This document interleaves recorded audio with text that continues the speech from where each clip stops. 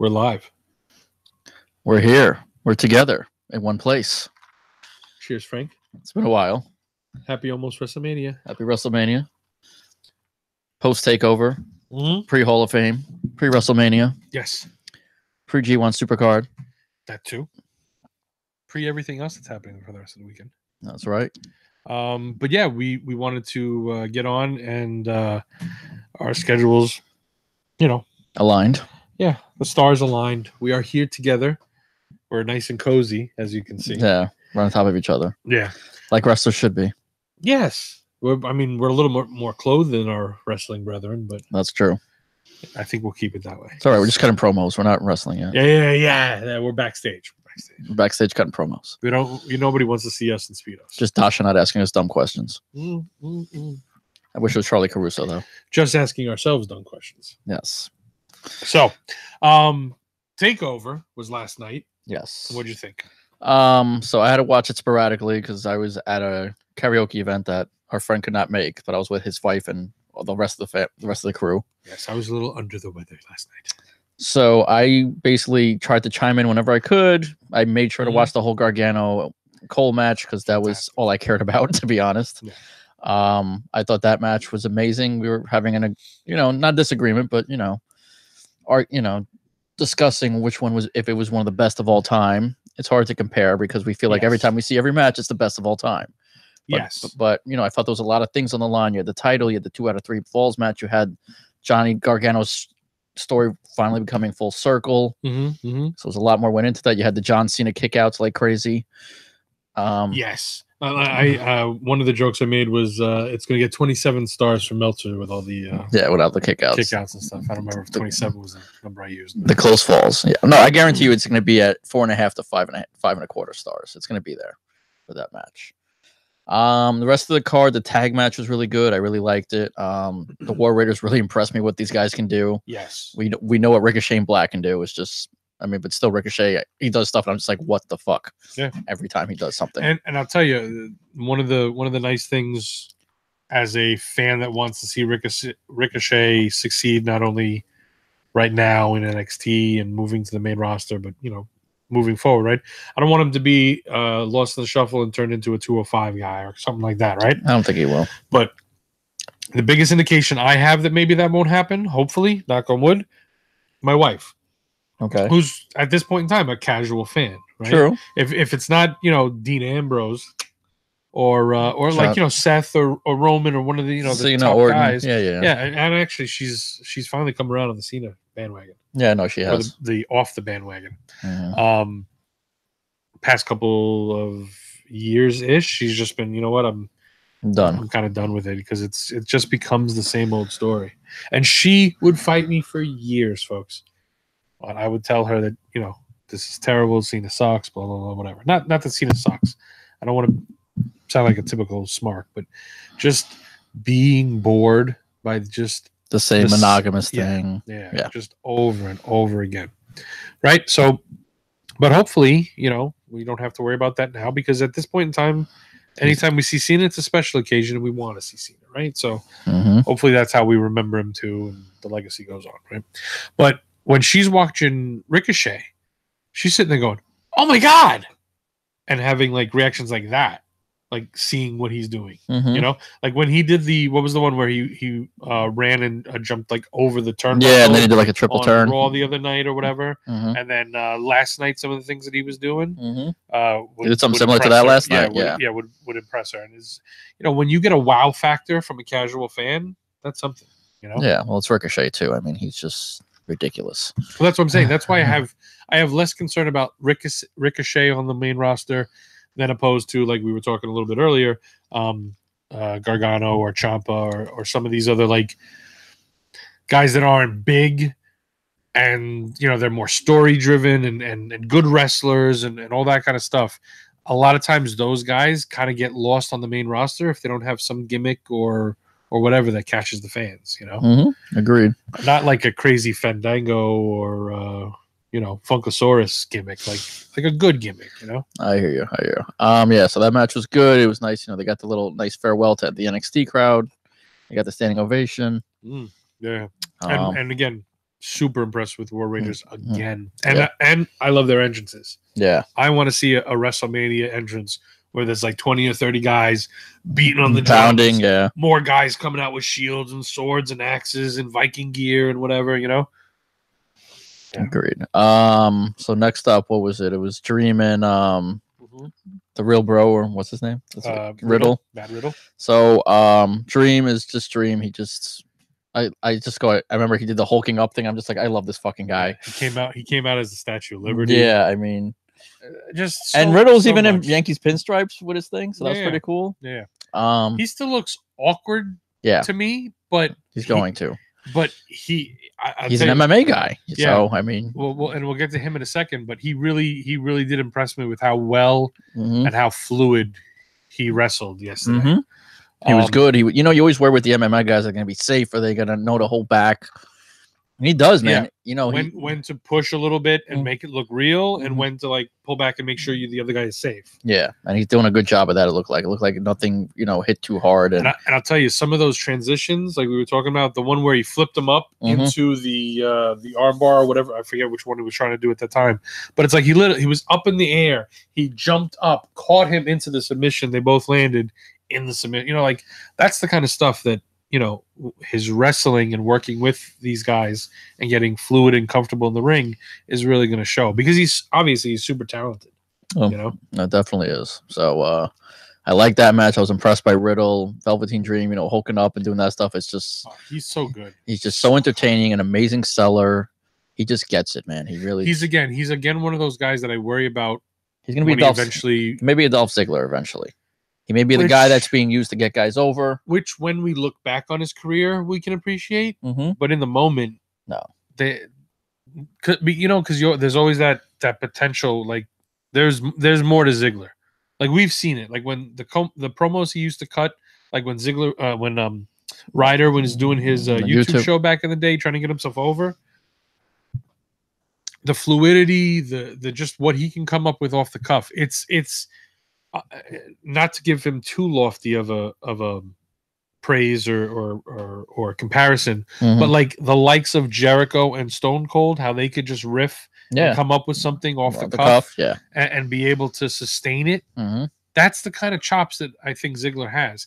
And technically, he's not Shawn Michaels per se in the ring, like showmanship and charisma and wrestling ability, but he's not far behind Shawn in all of those. You know what I mean? Not at all. No, he's right there. I mean, not saying he's him, but he's just. And again, I'm not saying he needs to get talked about in the greatest wrestlers of all time, but like the guy's skills are there, not only in the ring but on the mic. But they were always afraid to let him go back then. And then when you did start letting him go, the storylines were usually kind of lame. He spent a long time with Vicky. The problem, all that stuff. The problem Ziggler had is he came up in the highly scripted era. Yes. So if he had been 3-4 years beforehand, he might have had a better shot. But he came in at that time when they just went to heavily scripted. Or if he was coming up fresh right now. I think there's a little bit more leeway. Oh yeah, definitely. With people right now, especially now, specifically like the last 3 months. Like we see the difference in Roman Reigns since he's been back. Yeah, I mean, and hopefully they see the success. They see the cheering is not just because he's back, but he's being himself. Yeah, he's being the real guy that everybody tells us he is behind the scenes. Because I swear to God, if they go back to some kind of like suffer and succotash, goofy shit, like Anyway, that was a great match. I wasn't too fond of the finish. I got what they were trying to do, just have Velveteen Dream escape, but and they didn't want to, and obviously they weren't going to put the title on Riddle yet. But I thought it was just, I thought Velveteen Dream didn't get much in at all, and I get it was to show Riddle off a little, but Well, here's the beauty of that, right? We're still gushing about Velveteen, even though it definitely wasn't his best match. It wasn't his best performance. But you know what? He made Riddle look extremely good, right? Riddle got over. We're talking about this match. We're like, Velveteen showed up as the Statue of Liberty. Oh, he's so talented. Oh, he's so whatever. And then we proceeded to talk about how good Riddle was in the match. This is one of those. This is like the Piper or the Steamboat or the Macho. Yeah, exactly. Right. Solid in the ring, but the other guy's getting his stuff in. Right. Well, what concerns me though, this is happening in NXT. This isn't happening on the main roster. That's okay though. With a guy like with Dream, yeah, especially because Dream's going to stay down there for a little while, and he's young. Yeah. Yes, yeah, he's very young. He's going to be down in NXT for a while where he can flourish with this character. Because again, I don't know if you just take this character and throw it on the main roster without, all the build that he's had growing up in NXT. I don't know if this necessarily just gets over with everybody. All right. Fair enough. There's going to be some dudes down south watching wrestling going, "Oh, who is this queer?" There's going to be people that are going to reject him just because of how he acts and all that kind of stuff. But there's so much depth and so much character and so much that he's brought with his promos and the stuff that's much like Bray Wyatt on the main roster. But again, look how they treat Bray Wyatt. Well, that was just bad booking and storylines. They fucked him up with. Just built him up and then put him down. Match after match, he talks about being this dangerous thing, and people believe that this is a dangerous thing, and then he goes up against all these people and he just loses. And at one point in time, does like the scary dude stop being scary if he never wins? Oh, agreed. And the same thing with Velveteen. If he came up right now and just lost all the time, people would fucking he'd be the next, No Way Jose or Fandango or whatever until the next gimmick, whatever. Well, at least he might get actually wrestling matches unlike them. Yeah, maybe. And he is super, super talented too. But and I think Vince is gonna like him, even though he's tall at least. So we have that. It's the one good thing he has going for him. He's tall. Yeah. And he seems like, even though he has a mouth on him, he's a good soldier. And you can see like he can put a guy over. Yeah. The what was the ladder match they had? Not the last pay-per-view, but I guess the one before that. They had the 4-way ladder match or whatever. Yeah. And he was amazing in that match. Yeah. And again, he didn't win, and we're still that match we were gushing about him. Here he won, and we're gushing about Matt Riddle. No, they put on good shows. Yeah. So Walter and Dunn, thought that was well done match. Those, that's like a different type of wrestling that we rarely see around here. Yeah. So, and again, it's something that probably wouldn't have gotten over on the main roster as a random match. Nope. But in NXT, everybody ate it up, and it was good. And I tell you, yes, it was one of those just like straight up brutal and European style matches for some of it, but just appreciating how hard they hit each other, how big Walter is, and like you could tell them like they weren't holding back with some of this stuff. Yeah, like the wrestling moves were, but like these chops that Walter was giving him, like you could it was something to appreciate, especially with Dunn being the smaller guy. How he would hold his own. It seemed with like the strength and the stamina and whatever of going up against the big man. And then on the other side of it, the stamina from a big man Walter going as long as that match did. Because it wasn't like some short match where he just got to. And he's going off the top rope at the end of the match. I mean, that was crazy. Yeah. Big dude. So, I mean, very impressive. Nice that, I heard so much about this guy, and it was just nice to finally see what he's made of and see him against Dunn. I mean, it's just, we all love Dunn. I mean, like I had seen some clips about him and stuff like that, but usually when you see clips of them, it's like, here's this 2-minute match where he smashed this guy, or watch him like, look at the chop that he gives this guy in a match he won and dominated. Yeah, doing a 20-minute match with storytelling and everything, and still being able to hit the high spots at the end of the match. Yeah. At that size. And the beauty of it too is, again, this isn't like Dunn the face getting beat up for 20 minutes by the bigger, heel character and then hulking up at the end and winning. Like, this was a good back and forth match, and good storytelling throughout, even when it was mostly just a physical match. Yeah. Oh, agreed. Women's match, I saw spots of it, so maybe you can elaborate more on that match, but from what I saw, I just wasn't too impressed. I mean, it was a good match, just not. Yeah, it was a good match. It got everybody in, everybody got to get in there, Baszler got to look strong, with some of the moves and the stuff that she took, and all that throughout the match.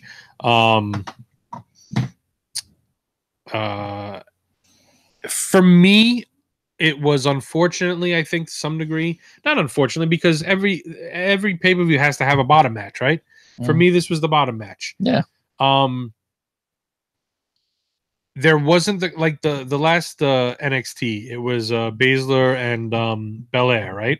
Bianca Belair. I enjoyed that match a lot, right? The storytelling of Bianca, right? She's cocky and she's brash, but she's also strong, and she's got the will to stand up to Baszler and all that kind of stuff, right? The emotion of that match. And she was undefeated at the time. Yeah. So and then this was the 4-way match, so you didn't have that same kind of singles build. Io and Pirate, and the Pirate Princess were good also, and they had a little moment where like they were working together, and then Io was gonna was trying to make the pin, and the Pirate Princess comes and breaks it up, and like, oh my god, now they're gonna fight, the friends are fighting, blah blah blah, so it had that kind of emotion or whatever. There was a great elbow drop. Again, I mean, she's just she's light as a feather, but somehow when she comes down, she makes it look like that elbow is devastating. Okay, you know what I mean? That's important. It still looks good as a wrestling move. That's the most important thing. Yeah. Again, and then Baszler winning the way she did, and again, one of the things that she's won in these past couple matches with the help of her friends, right?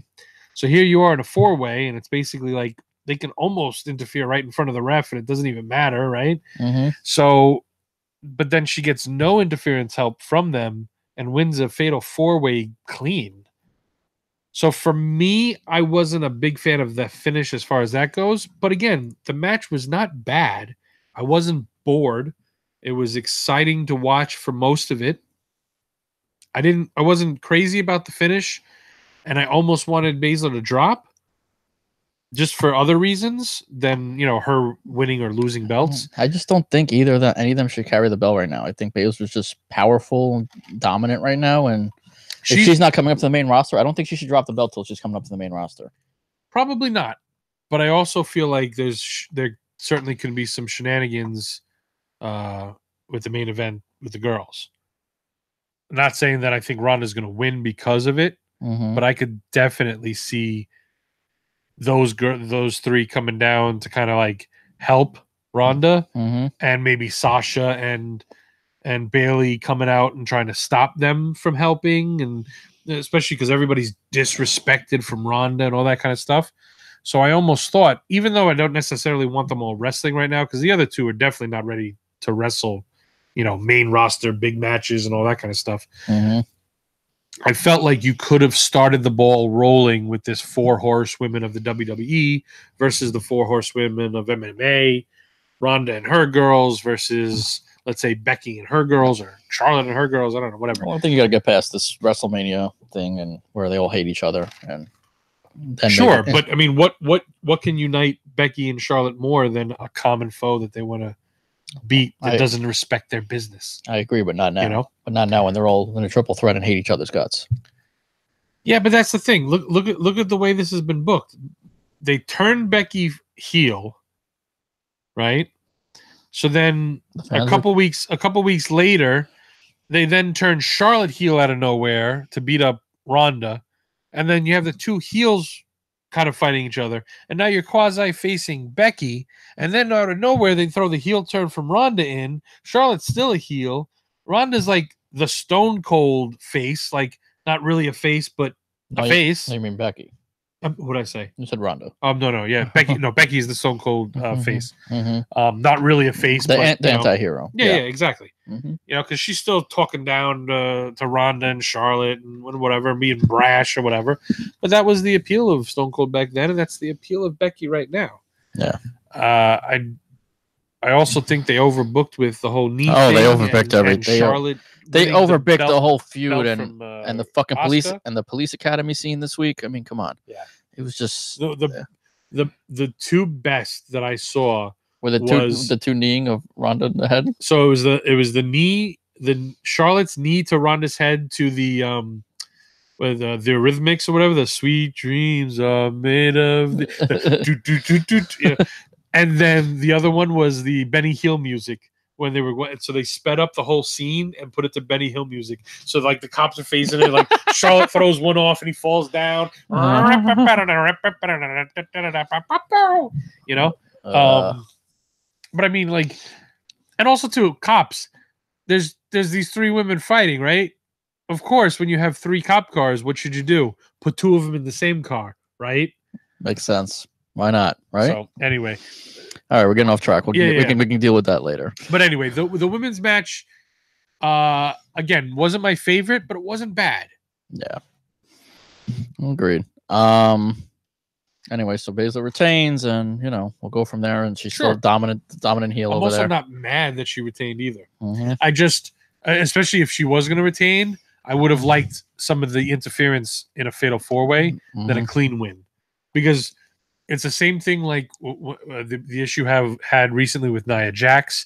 It's the same issue I go back to like when you bring back Big Show or like Kane, and they're like over the top badass heel, and like especially like remember when they brought Big Show back and it was like it didn't matter the size of the dude, he was just like one punching them, or they gave him that chokehold, remember, and he was just choking people out and swinging them around, and it was like.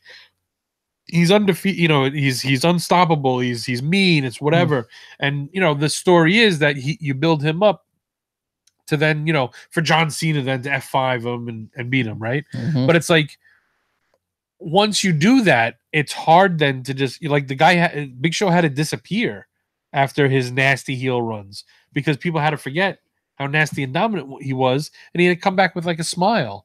That's why there were so many face and heel turns for Big Show. Because it's like when this dude is literally picking dudes up and choking them out and swinging them around like it's fucking candy.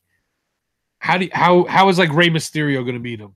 Yeah, you know what I mean. It's true, and it's tough when you book that way. And the same thing with Baszler. Like she's like the legit badass MMA chick that like she's tougher than Ronda the way she looks. I'm sorry. Yes, with the way she's presented, and especially with like her physique and the size of the girl she's going up against. She just looks scary. Like like Ronda going up against Charlotte. You're like if you just randomly saw them, you're not sitting there going, "Wow, Ronda, she's really gonna kick that other chick's ass." Like, dude, Charlotte's big.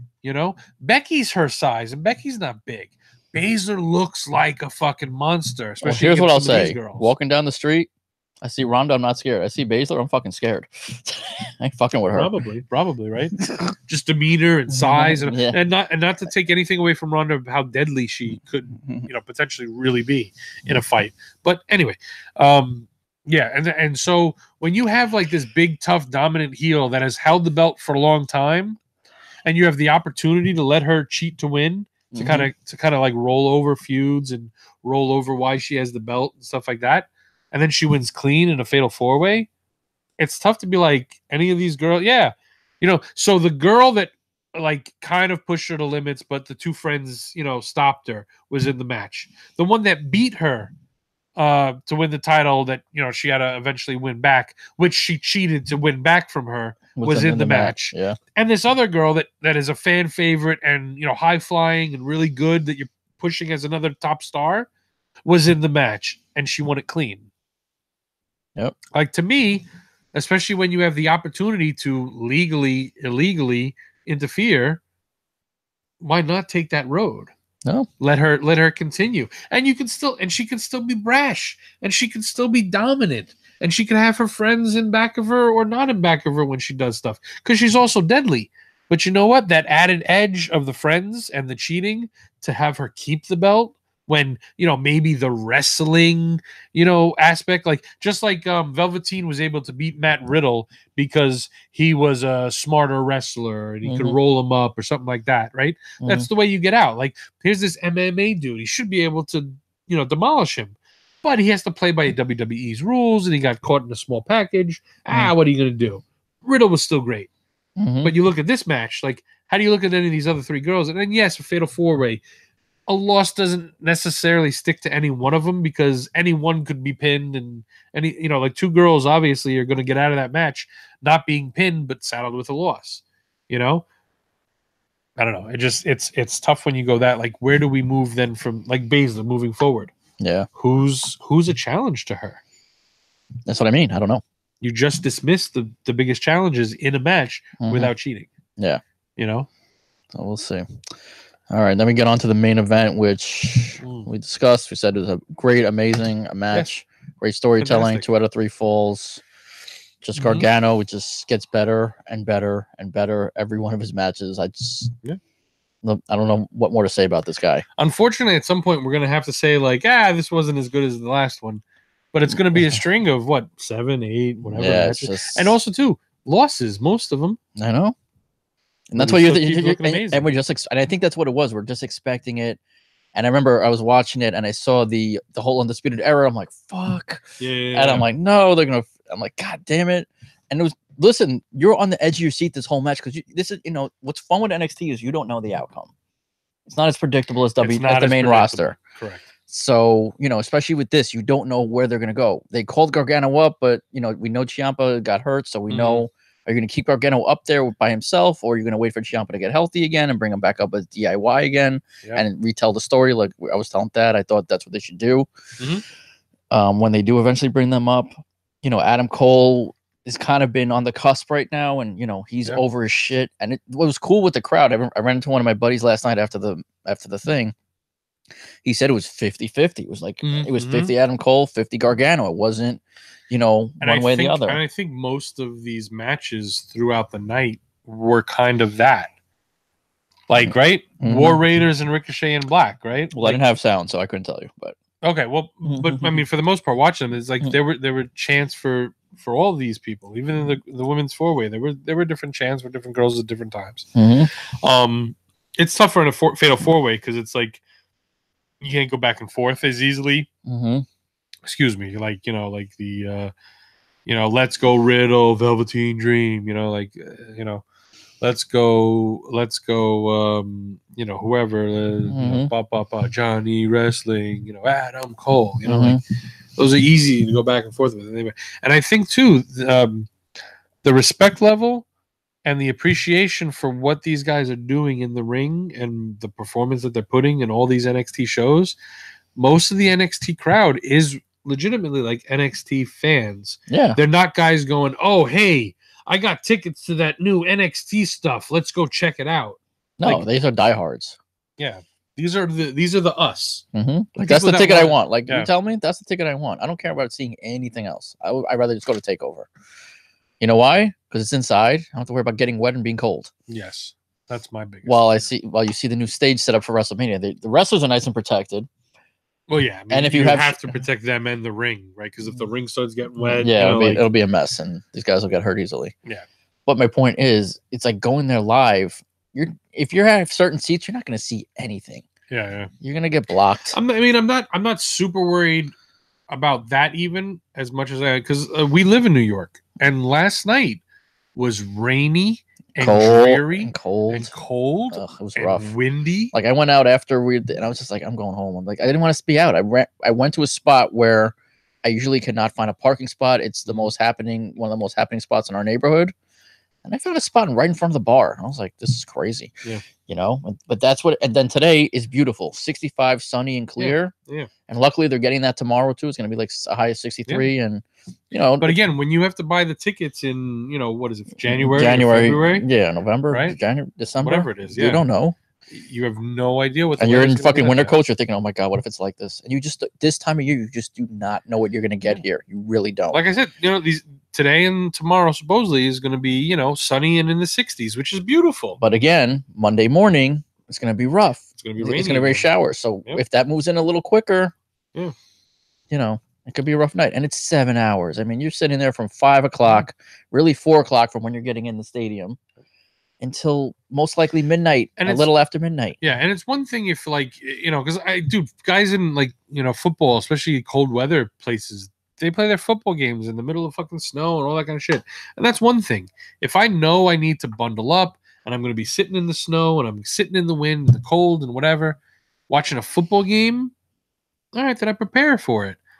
I don't want to do that for WrestleMania, right? Yeah, you want to be free. You don't have coats on, and you know what? But also, too, what are you doing with all your merch and all this other stuff? You know, like when you're at your local team, like you probably buy merch or whatever, but it's like, and it's not like a football game where you're like, all right, I'm with my kid, I'm going to leave early and whatever. You can't do that. If you can bring in your kid, you're really going to keep them out till midnight? Yeah. On a Sunday night? That's the other thing too. Sure. You know, there's a lot that goes in, and most of the parents do it for the kids, not for them. Yeah. But I mean, no, a lot of the fans going to WrestleMania obviously are like diehards. You have people coming from the EU and everything. Oh yeah. And all over the world, Australia for this stuff. So, I mean, but it is a shame because it's like back in the day, like Mania at the Garden was a big thing. Huge. Yeah, but you know, we can only see 20,000 there. Yeah. So God forbid we need to have 70,000 people in the stadium. Yeah. And it was such a tradition too, right? WrestleMania 10 was there. Every 10 years, 20. And I feel like this is going to be the last one for a while. You know, I heard there was a lot of tough stuff with this one. So hotel bookings but it's amazing though. They literally took over the city. Like, you know how they say, oh, they go to a town, they take it. They took over New York City, not just that city, not just like Tampa or Seattle or Arizona. You're talking about New York City, the biggest city in the world, and the wrestling universe is taking it over, basically. Not just WWE, everyone's here, you know. Aside from AEW, everybody is here. You have the Impact guys here, you got ROH here, you got New Japan here. I mean, there's a WrestleCon show where basically everyone who's not employed by somebody is there, who's still alive and can move and everything. Even people who can't move, like Iron Sheik, are there. Yeah. You know? So, I mean, it's amazing what this does. And I swear, I've talked to a bunch of friends who were just out in Manhattan last night. Oh, Dolph Ziggler's sitting at the table next to me. Oh, another guy, and I was at my regular bar, and this guy's like, oh, yeah, look at the pictures I got. My friend met this one and this one. It's just walking around the streets of Manhattan and Brooklyn. Yeah. It's just crazy. It's like as big as the city is, it's really small, too. It's crazy. Small world. There it is. But, yeah. But Gargano Cole was amazing. It really was. And again. And just the John Cena kicking out at the 2 9/10 of a second. No, John Cena kicks out at 1 9/10. Oh, okay. Just as the guy's about to hit 2, he usually kicks out. But I mean, and you know what it is with Johnny Gargano? He looks dead. He looks knocked out half the time when they hit these moves. We had color in the match.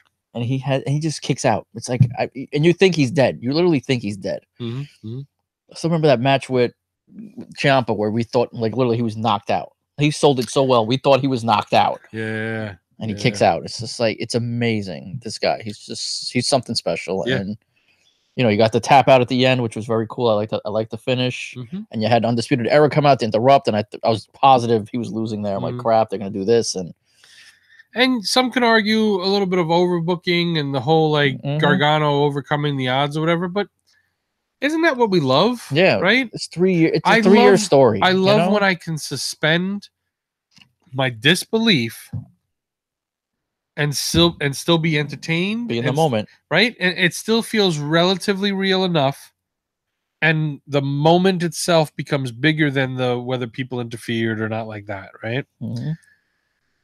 Now, generally, I don't like it when you overbook and it's like the face needs to overcome like obstacle after obstacle after obstacle after obstacle. Like Stone Cold and The Rock in Pennsylvania WrestleMania 15, like where it was just ridiculous what they made Austin overcome to win that match. Yeah.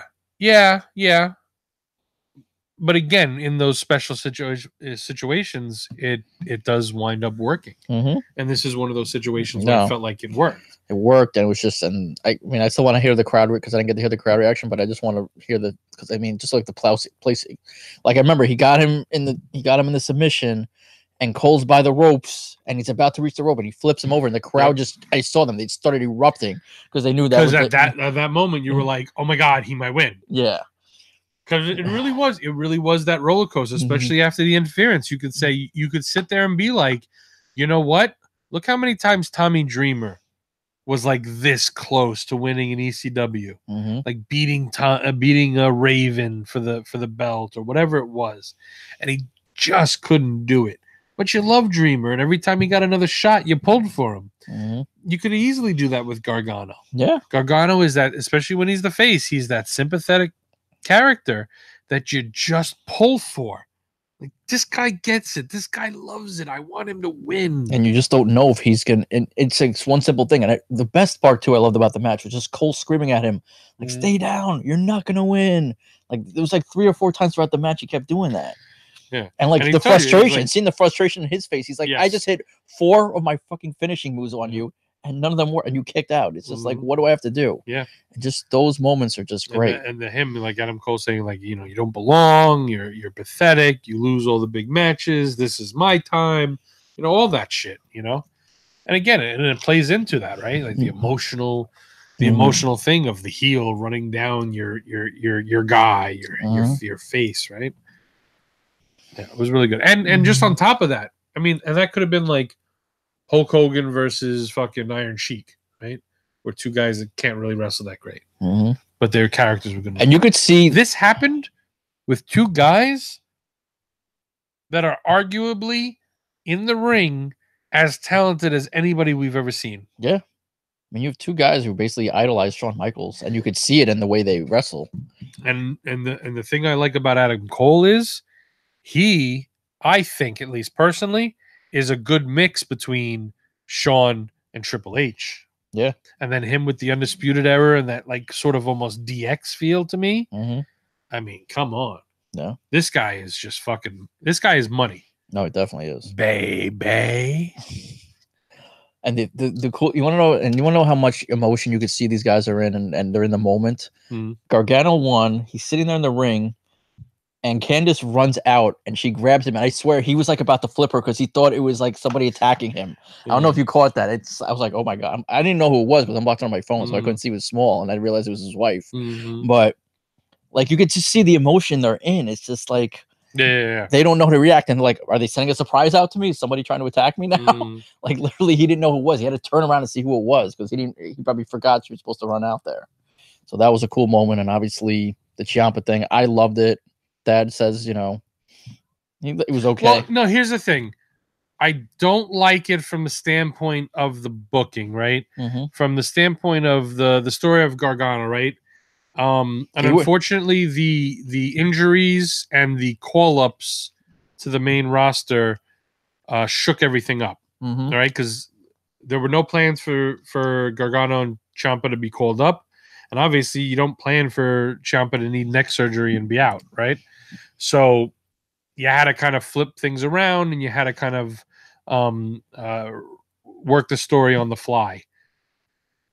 But speaking of it, just from a clinical standpoint, I kind of hate that there was this whole story of Gargano turning heel and getting like now his former face partner is now his sort of contemporary heel, and they're sort of becoming friends again as heels. And then the call-up happens. And they were on the same team. And then they're all on the same team or whatever. So and that's the other thing I hated. I hate when they were doing 2 different stories on Raw and SmackDown versus what they were doing in NXT. Like, I get they're 2 separate things, but you can't have them one way here and one way the other here. It was just, now, granted, I think the NXT was going to mirror what they were doing in WWE let's say the same main roster, right? I think what they were going to do in NXT was probably going to mirror what they were doing in main roster before the Ciampa injury. Yeah, it could be. And I don't know even when the decision was made, because I don't know when they knew about Ciampa having to be out and if that was called before they did that finish, that ending after the tag match after they lost. That was when I don't know if that's when they knew he had surgery, because I don't know how far advanced these are taped versus when it airs. The interaction between them was after they knew. Okay, so maybe that's why they did it that way. Okay, right? You know, but were they ever? But was the plan always to build to them for a one-on-one match at Takeover? That's my question. I don't know about this one. Yeah, that's my question. Because Johnny probably, but he would have had to fight. He's the champion, Ciampa. He wouldn't have been able to just be in the Dusty Classic for the tag titles. He would have had to defend his title. Oh yeah, sure. He was going to defend his title. What was I heard what supposedly the original plan was. He was still going to defend his title. Johnny was probably also going to wrestle for Takeover, but they were still supposed to be on the main roster. Same team. Okay. So now The controversy was, though, I don't know, controversy, but supposedly the questioning was, though, even though they were staying on the main roster, they were having Ciampa come back, but supposedly the plan from the beginning was Ciampa to still retain at this takeover. Oh, okay. And then build it up at SummerSlam. Yes, and then probably the two of them would then fight going forward after that. All right. So, makes sense. But either way, I liked it because I felt the story came full circle. Oh, sure. Ciampa even tweeted him earlier, good luck in the match. Absolutely. With the Black Heart. After the neck injury and after they decided that it's going to be Gargano and Adam Cole. And that's why I'm not let's say upset about ripping it apart. Or up in arms about and kayfabe's been broken a lot, so much. No. Shh. Oh, stop. NXT. NXT, the place where kayfabe is safe. So given the injuries and everything they need to do, I'm not going to give them a hard time about facing Gargano, because you know what? At the end of the day, it's a great story. Yeah. I enjoyed the match while it was happening. I enjoyed that Gargano had that moment. It was fantastic. And he gets to celebrate with his wife and his best friend at the end of the night. Exactly. And the same thing, like the whole Ciampa thing, like had he not had a neck injury, I would have been maybe a little bit more critical if he had come out. Yeah. But again, like the Kevin Owens, Sami Zayn bond, the Gargano Ciampa bond, the Shawn Triple H bond. Shawn and Triple H, the dudes in the Shield. Like there's some things that go beyond, wrestling. Characters and storylines and in the moment and kayfabe, right? And this is one of those moments where, you're legitimately almost like when Becky was hurt. No, not when quote unquote hurt, when she broke her nose and she couldn't fight and she had to pick Charlotte to fight, and she gave her like that hug. Yeah. Like, oh, they were just feuding. Why did she hug her? Oh, that blah, blah, blah, blah, Yeah. There's a lot of shit in this world we can get excited and crazy about. That's not one of them. Yeah, I agree. But anyway, so on to the road that we have finally traveled. The road to 16 fucking matches with potential of a 17th with John Cena and Elias. And No. Let's not be the negative guys talking about wrestling. We're not negative. What's negative? We're speaking the truth. There are 16 fucking matches. It's your inflection of your voice, Frank. You sound disappointed in those. We should look at, because I have to sit on my couch for 7 hours tomorrow. Matches. Are they even in this fucking thing? Who even knows? I don't see them. All right, here we go. All right. So we have, what it says so far, we have 3 kickoff matches. You're only putting 3 on the kickoff for 2 hours? For 2 hours? Well, the Battle Royal is part of it, right? Yes. Kickoff? There's 2 Battle Royals. Well, I'm saying the Andre the Giant is going to, Battle Royals are going to take up probably most of that 2 hours. All right, they should put the Raw Tag titles on that thing too. Oh, that's terrible. Because then we'd sit there and go, Raw Tag Team titles in pre-show. They don't care about them. They're going to have Zack Ryder and Kurt Hawkins win them. They really don't care about them. I don't think they're having them win them. Yes, they are. It's in New York. These are New York guys. You're going to break the streak. I remember when no booking. I remember when I went. It has Vince written all over it. I remember when I was right there with the crowd chanting for Zack Ryder to come out in New York. Not even during the pay-per-view. What was the one with Rock? It was like a Survivor Series or something. Rock closed it. What, him and Miz? Is that when it was him and John Cena facing the Miz and maybe it might have been was it that? Maybe. Yeah, that was at the Garden. That was at the Garden. Yeah. And the crowd is chanting for Zack. Like, dude, The Rock comes out, and like outside of the Roman Reigns time, when is any other time besides when he was Rocky Maivia, where they were singing like "Die Rocky Die" chants? When was the last time the crowd turned on The Rock? Like never. No. Like, it took Roman, he was trying to talk and they were like, "We want Ryder," and the crowd is going absolutely crazy. He had to stop what he was doing, be like, yeah, no, I know, I'm a big fan of his. Like, I went to talk to him in the back and I was expecting look down at this little kid, and he was like up here, and I was like, whoa, he did something like that, right? just kind of like appease the crowd, you know. But it's like The Rock is trying to talk, and we wanted Zack Ryder. Like, I've been there. All right. I was at WrestleMania when he won the fucking Intercontinental Championship in that fucking ladder match. I am a huge Zack Ryder mark. Okay, I'll tell you that right now. But you know what I mean? Like, if they can interrupt the Rock for him, and we still don't get him that night, they don't care about giving New York Zack Ryder. Well, obviously, them putting him in the match is them giving New York Zack Ryder. No, that's what they did, and Kurt Hawkins. Yeah, don't forget Kurt Hawkins. No. The beauty of Zack. Listen, Kurt Hawkins more for us. He used to live down the block. Yeah, well, Zack's a Long Island bro. Well, now they're both in Florida. Fuckers left. Well, you know, stay close to the performance center. All right, so let's get right into it. Yes. All right, so I have no idea about this match. I don't watch 205 Live. Do you? The cruiserweight. It's Bobby Murphy again and Tony Nese. Yeah, Tony Nese, right? I like Tony Nese. I liked him. I thought he was going to be one of the big stars when they first started 205 Live.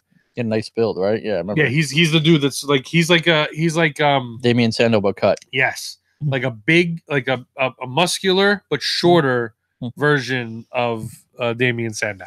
Yeah. Remember him, kids? Stones. Shh.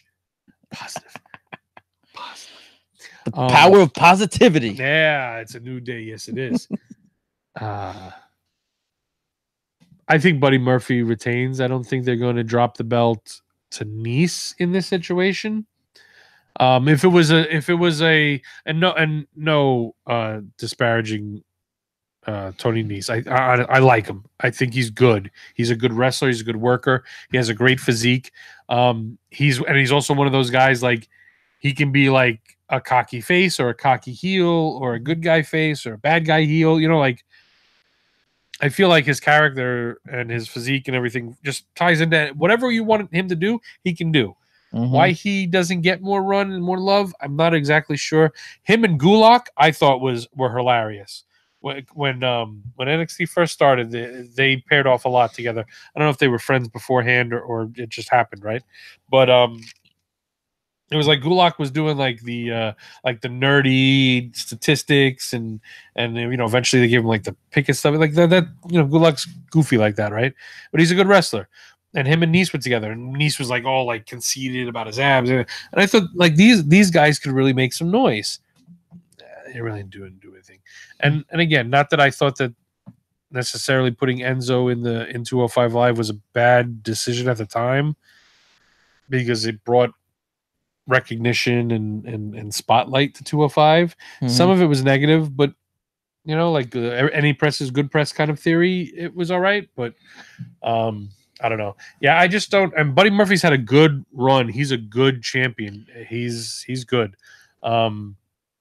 He's one of those guys that I wish we weren't in a time where it mattered if you were big enough or small enough or whatever. You know, like he's a guy that's kind of like Gable, right? Even though he's like small, like he's stronger than he looks.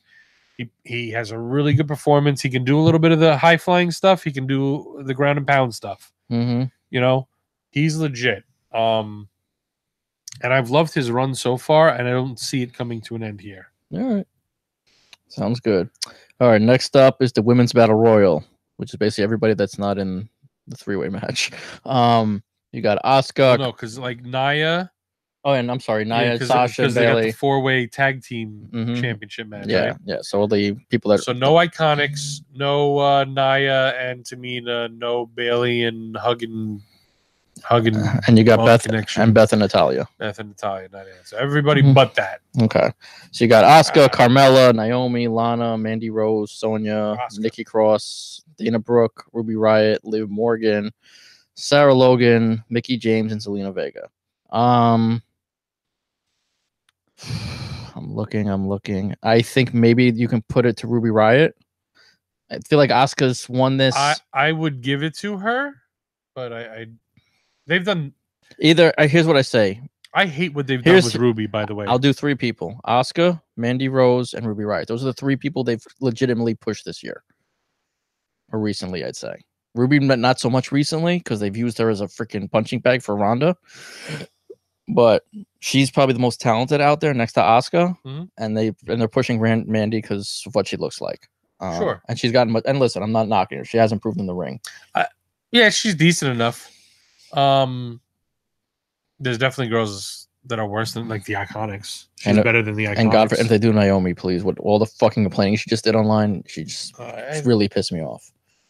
I just don't get behind the Naomi character. I like her well enough.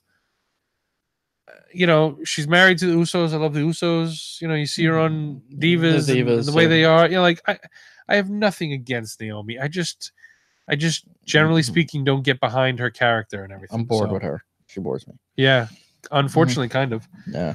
All right. I say you give it to Asuka again and try and reset a climb for Asuka. All right. I say give it to Ruby Riott and give her a push. I wish. Yes. Ideally, that would be my pick. I don't think they're doing that. She deserves it. All right. Sorry we made you a bitch to Ronda. Here's the Andre the Giant Battle Female Royale. Yeah. So now we go to the Andre the Giant Battle Royal. So I looked at this list. It's Braun Strowman because the whole feud has been built around Braun Strowman and the SNL guys, and this is the stupidest thing ever. How has this guy fallen so fucking far? It's beyond me. Because they push him to the point where he needs to win the belt and will not put the belt on him. Yeah. So it's essentially Braun Strowman versus all the tag teams that nobody cares about. I'm trying to see who's in the match that we might see a nice showing for. You got Apollo Crews. What about Diego and Fernando? Are they in it? Who are they? It's the Colognes when they were the Matadors. Let's see. Who do we got? I mean, here's I want a strong showing from Primo. Tyler Breeze is in it. Jinder's in it. No Way Jose, Bobby Roode, Chad Gable, Kalisto, Grand Metalik, Lindsay Dorado, Bo Dallas, Kurt Axel. I didn't even know they were still employed. Heath Slater. I didn't know he was still employed. He's Rhino, Victor, Connor, Mustafa Ali, who's now just Ali. Ooh. Shelton, Luke Gallows, Carl Anderson, who we know are on their way out. Matt and Jeff, Otis and Tucker from Heavy Machinery, and the ill-forgotten EC3, who has been just shitted on completely. So the caterpillar dude from Heavy Machinery, the worm guy, yeah, that's caterpillar, not worm. Now I have to. Otis Dosovich. Now I have to act like fucking WWE commentary and it's the caterpillar, it's not the Ali. Oh shit, who was it again? Braun and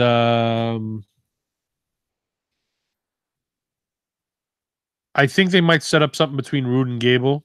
Also here, I could see Ali being the last one there with Braun.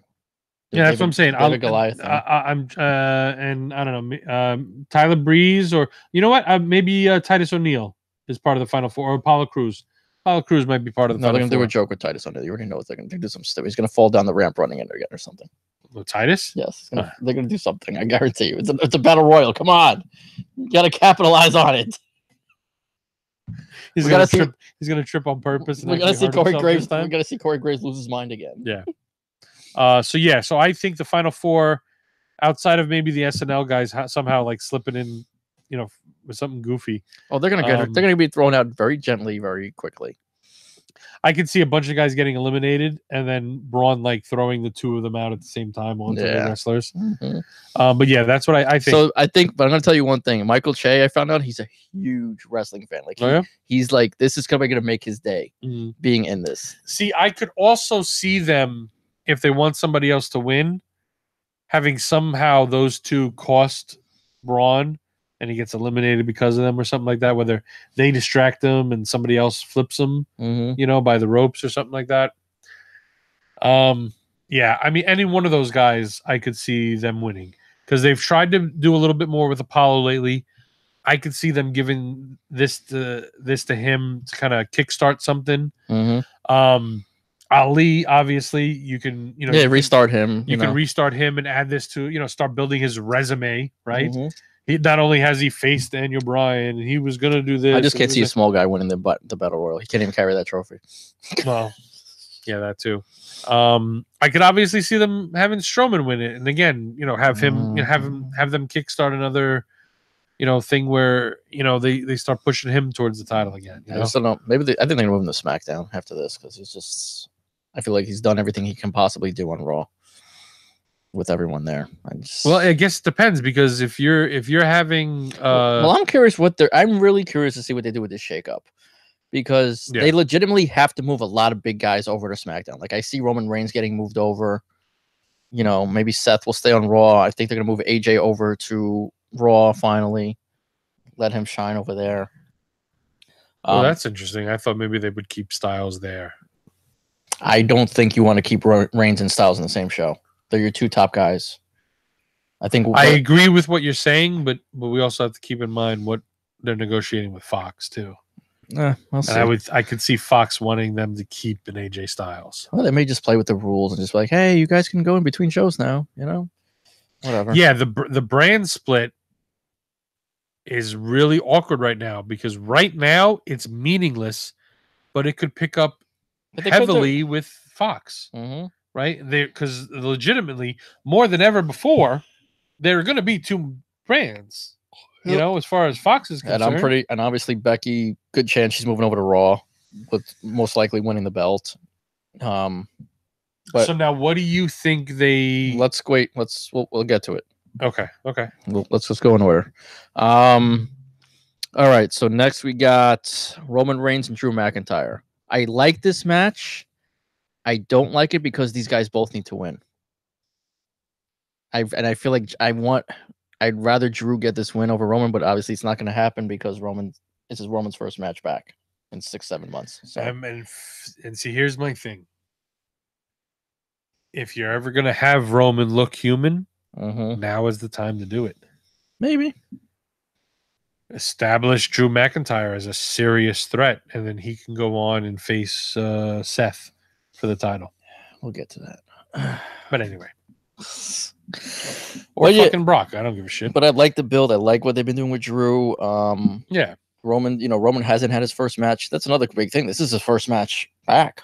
This is huge.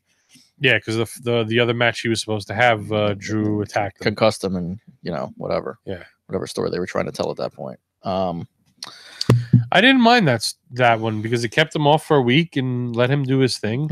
And again, I will state that they've been using him sparingly. I like what they've been doing. Yeah, I don't think that they necessarily should have rushed into bringing back Reigns for Mania. I understand why they did it. I don't necessarily blame them. I think it was him though. He said he wanted it. He wanted to come back to work. Yeah, he wanted to. But you know what? I'm sure Zack Ryder would like more than he's gotten lately too. Yeah, but he's not Roman Reigns. I'm sure AJ Styles would like the belt right now. AJ just had it for 2 years. Yeah, okay. You think he doesn't want it? All right, still. Okay. He's had it for 2 years. Every once in a while, God forbid. The top guy not get what he wants? Okay. Cena wins, LOL. Because if they just go back, because legitimately, because this is back to my dominant heel thing, right? If a weakened Roman Reigns, right? Roman Reigns not at the top of the game. Take the cancer, leukemia spin out of it. Okay. Reigns has not wrestled for X amount of time. Yeah. Except for that one match in the Shield and the one part of a match with Drew. Since November. So yeah. Right?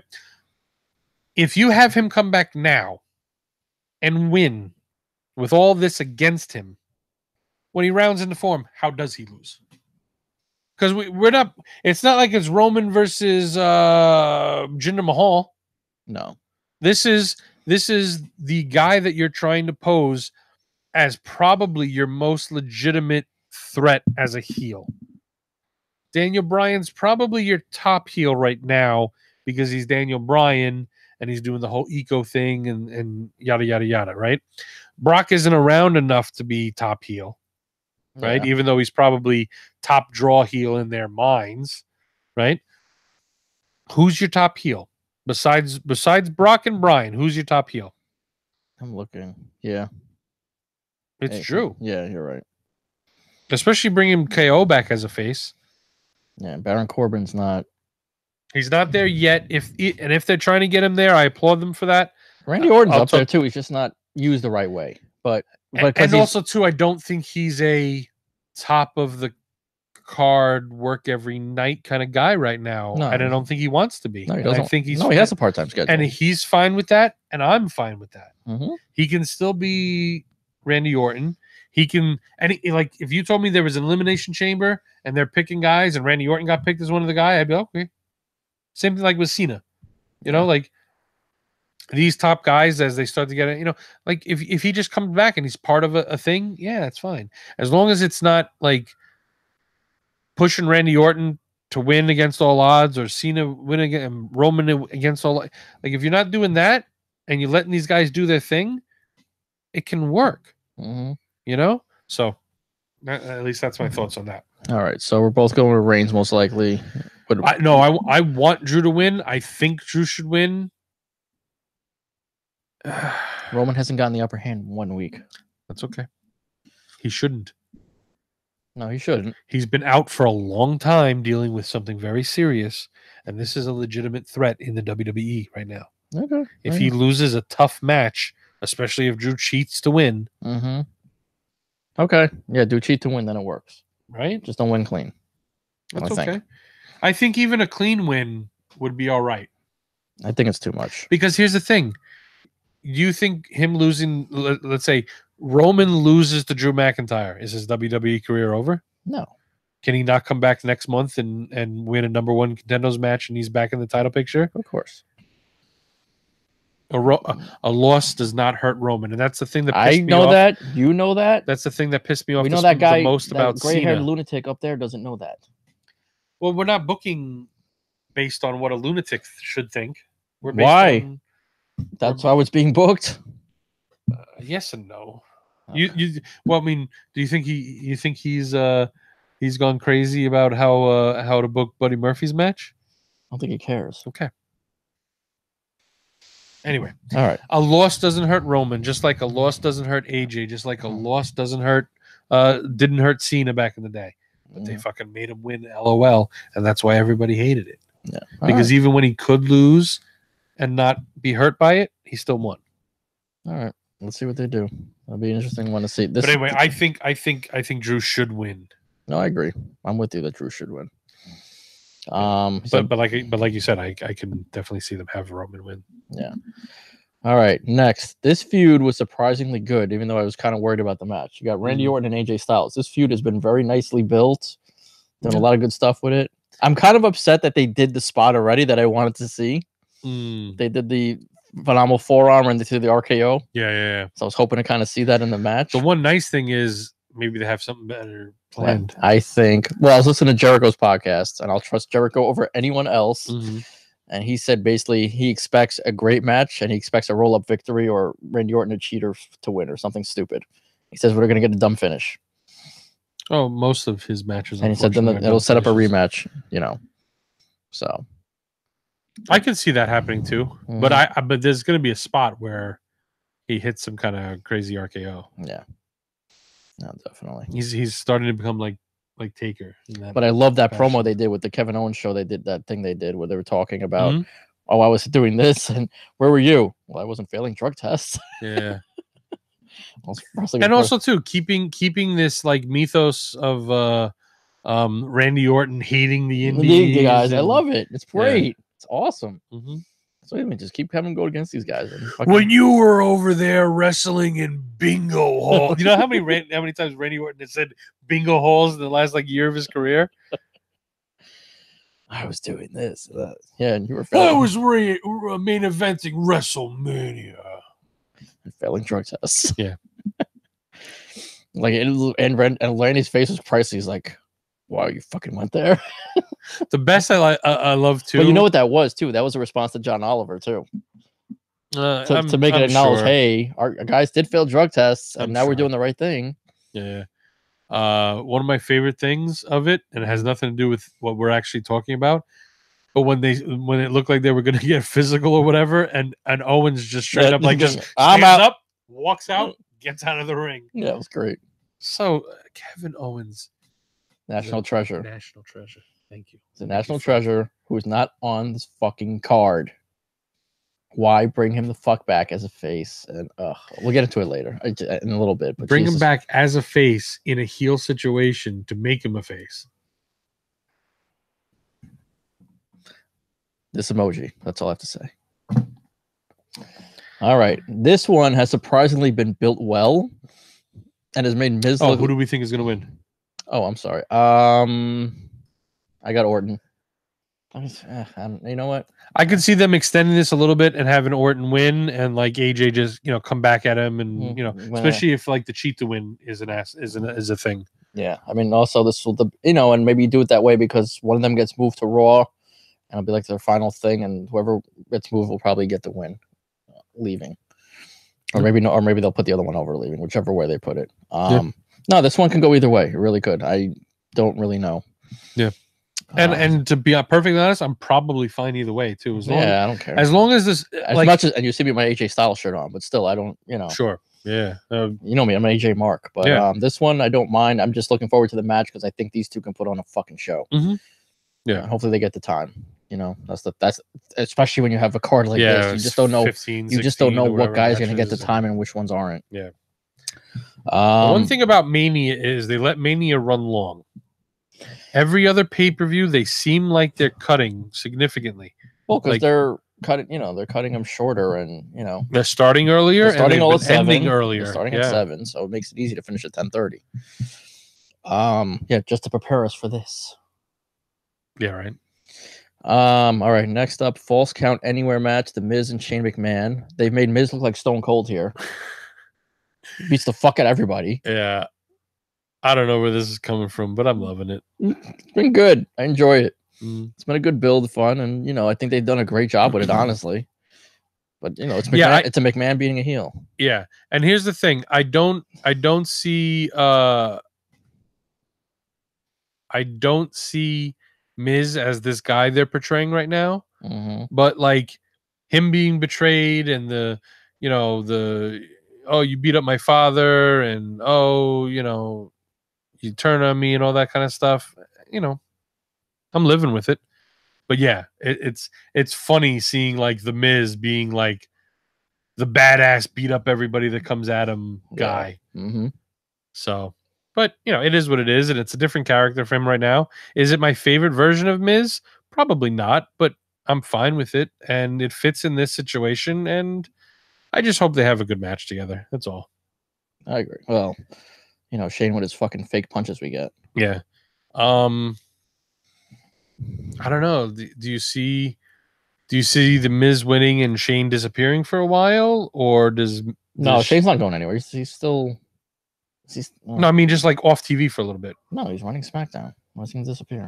Who's running SmackDown? Well, the McMahons. All 4 of them, and they told us that they were going to be good and we're going to get everything we want. And 2 of them have been dicks since then.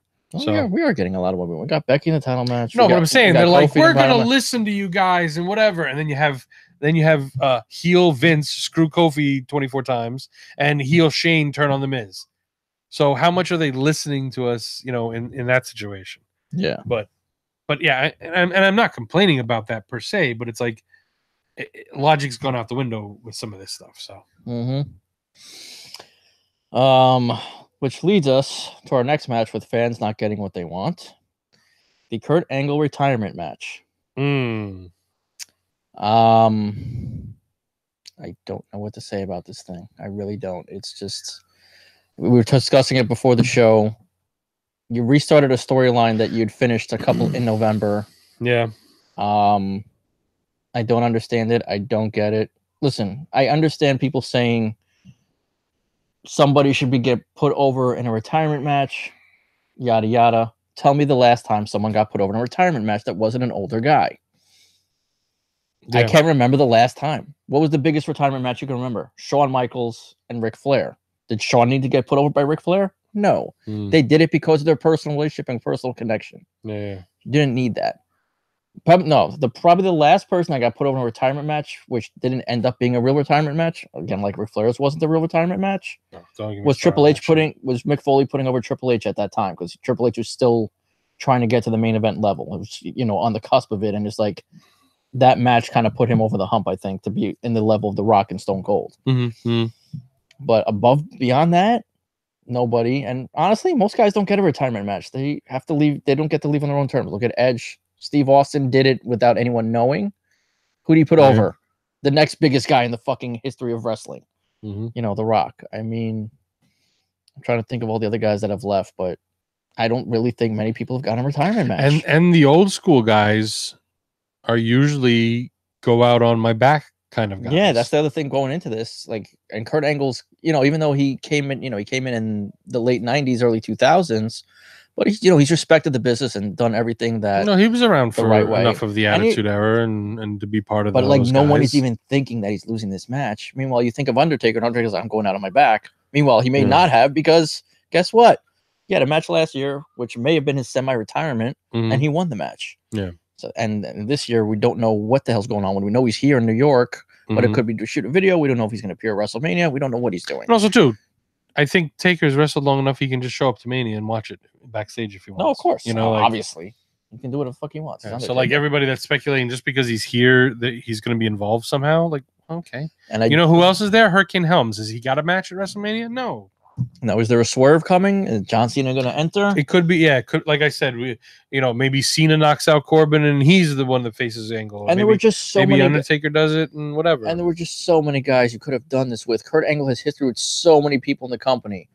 Bobby Roode, AJ Styles, Samoa Joe, John Cena. You could have built something with Gable.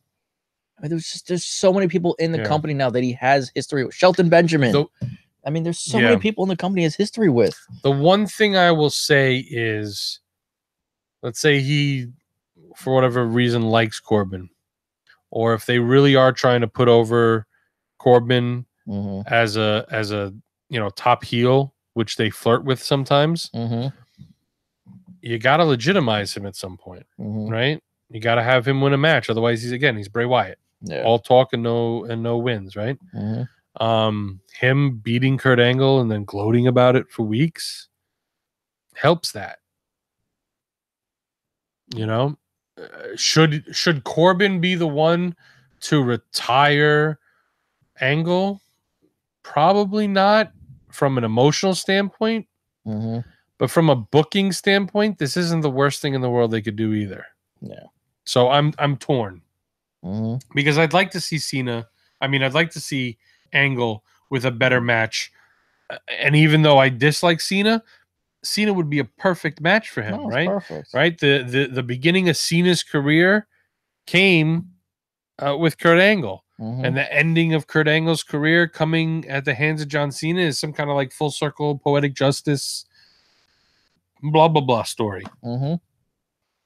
So I don't know. We'll see, but again, like if you tell me that like Corbin's going to beat down Kurt Angle and embarrass him and win the match and then gloat about it for weeks and be like that second tier heel, like kind of like Lashley and him with McIntyre. But McIntyre's got to be the leader of that group, not Corbin. But anyway, yeah. All right. So the next match. So what do you think? You think Angle wins here, or you think they're gonna put Corbin over? Or do you think there's a swerve? I am so far back and forth. I don't know, because again, having Corbin win and gloat and the whole 9 yards serves a purpose moving forward. I could see Kurt Angle getting behind that. Like, you want me to help put this guy over as a heel? Yeah. Okay, I'll do that. Because let's be honest, put us back a couple months before he became Raw GM. We didn't think if we'd ever see Kurt Angle again, maybe. Yeah, we didn't think he'd get a retirement match. Yeah. None of us really believed in that. Yeah. So, like, yeah, he was in the Hall of Fame. He was back in the WWE good graces. Seeing him at events or something, yeah, maybe. Having him talked about in conversations, or him being at Manias or Hall of Fames, yeah, sure. But I didn't think I was necessarily going to see him wrestle, and I certainly didn't think it was going to be a retire match at Mania. Agreed. I'm gonna go with Angle winning, and this is gonna be a very quick match. Keep that in mind. It's gonna be like a 5-minute match because Angle is in pain and you can see it, and he's struggling, and that's why they called off the Rey Mysterio match this week, because he just I don't think he could go again. I think they tried to do too much with it. I understand what they were trying to do, and I appreciate it because I love hearing these matches and seeing him go against his old rivals, but it was too much and too little time for him, especially when you're building him up to a big match at WrestleMania. So I expect this thing to be quick. All right. So next match we got No Holds Barred, Batista and Triple H, the worst built feud that could have been amazing. That they just fucked the fuck. I don't know about you. I feel like Triple H just didn't care. And they could have done more with this. And there's a stipulation that his ring career is over, and I totally forget about it every time unless somebody tells me. Because Triple H didn't sell it at all. He's making it like a joke, the fact that he might actually lose and have to retire. Like, your career's on the line. The man that wrestles every day and runs the company. And you kind of made a joke about it. And haven't even sold it one bit that there's a potential I might lose. Well, because I'm fine with it because of the one comment he made. If I can't beat a Hollywood Joker that's quit WWE, I don't deserve to be in the ring. And also, too, think about Triple H. How confident is Triple H usually in himself? Very. Right? But he'll at least talk about it. I feel like his heart wasn't in this. I just feel like I get it. But because, you know what? Let's be honest. This is not the focus of Mania. You know what I mean? This is not him versus Roman. This is not him and his wife versus Angle and Ronda. Mm-hmm. Right? This isn't even him and his wife setting up, with Ronda and Rock the year before, right? This is like, this long overweighted, whatever kind of thing. And we've all wanted, Batista, one more match, blah, blah, blah. Right. Because now we love him again because he's in, Avengers, Guardians of the Galaxy, whatever, Mm-hmm. Nobody cared about this before it was coming up. Nobody said, I need Batista versus Triple H. We joked about the match that we were never going to get, right? Mm-hmm. And I think they've played it fine. I've liked Batista, honestly. This version of them bringing back Batista was better than Blue-tista. Mm-hmm. It's not taking away from any of the other guys. It didn't even take away that much time during the build, during the road to WrestleMania to build. Mm-hmm. Dave has a 5 minutes this week. Triple H has got 5 minutes next week, and then they go back and forth. You know what I mean? Yeah. Batista spitting all over the place created more memes. Oh my god. Spice Girls. So I love that. Tell me what you want. Give me what I really want. Give me what you want. What you really want. Oh my god. There are some talents. Like, the internet is potentially a scary and dangerous rabbit hole that you can fall down, right? But the beauty of the internet is shit like that, right? And the Spice Girls thing, the Eurythmics with the Ronda and Charlotte knee thing. It amazes me, and I don't know, like, we haven't been on Twitter in a while. Sweet dreams, but it astonishes me how quickly these memes are out from the minute. Oh, yes. Like 20 seconds after it aired, there's already a fucking GIF meme out. Yeah. Already. There are some talented fucking people out there. And if they're the one that gets it out there first and everybody loves it and retweets it and whatever, they're the one that's viral. Yeah, it's crazy. And there was a guy that was fucking 5 seconds behind that he's a footnote in time. Mm-hmm. But he came up with the fucking same idea, just didn't get it out as quick. All right. So the match that got added via the internet, I think Wednesday or Thursday, the WWE Raw Tag Team Championships, the Revival defending against New York's own Zack Ryder and Kurt Hawkins. Yeah. This is just to get the New Yorkers in. Yeah. Make them feel good, make them have a feel good moment. You think they're gonna win? I don't. I think they win. I think they're gonna do the same thing they did Zack Ryder. He's gonna win, and they're gonna drop it the next night. Whoever debuts, they're gonna lose it to them. Now, don't get me wrong. I wouldn't be shocked at that, and honestly, I'd love it. A piece of me would love it, but I don't necessarily think that they have to win to. And it also ends the streak. It would. Would it be another WrestleMania streak? Another streak, because it's not a WrestleMania streak. It's another streak ending at WrestleMania. There you go. I'm going with the local guys. I'm hoping they win. I'd love to see it. And listen, Zack Ryder just got engaged. It just there is certainly a piece of me that would love to see it. I really would. I really do like Kurt Hawkins and Zack Ryder, like from everything I've seen anyway. Obviously, and what I would love, and here's what I would add to it. And I want Edge to come out after. Oh my god. That would be good. We know he's here. If we saw him last night at Takeover. If they're up at on the ramp and he comes out like Ciampa and does the thing like the edge heads, come on. Just hear his music. Just so we can hear his fucking music. Just so we can hear his fucking music. Poetic. That's it. Especially you think you know me. This day. And we have pyro. It's WrestleMania. We get pyro in WrestleMania. Yes. Smoke and pyro. Yes. It's a big thing, guys. We get pyro back tomorrow. Finally. One day a year. We're so spoiled now. No. They do it in Dubai all the time too. Oh, great. But we don't pay for the fireworks. Dubai does. Yeah. All right. Next up, the WWE SmackDown tag. I want a wrestler to take like the Gilbert approach and have people like with sparklers for his entrance or her entrance and make fun of the fact that they don't have pyro anymore, like live. God, that gimmick would get over. Definitely. Look at me. I'm almost spitting like Batista. All right. Next up, the SmackDown Tag Team Championships. The Usos defending against the Bar, Black and Ricochet, Rusev and Nakamura. I gotta say they retain here. I don't see them losing any of them. I feel like Black and Ricochet had their chance last night. They got another chance tonight. It would also. Here's the thing that makes me a little nervous. I could see them having Black and Ricochet win. They could. That's the only ones I think could win. To like boost them and make a name for them. But it's like, but also they lost one night, but beat 3 other teams the next night, kind of thing.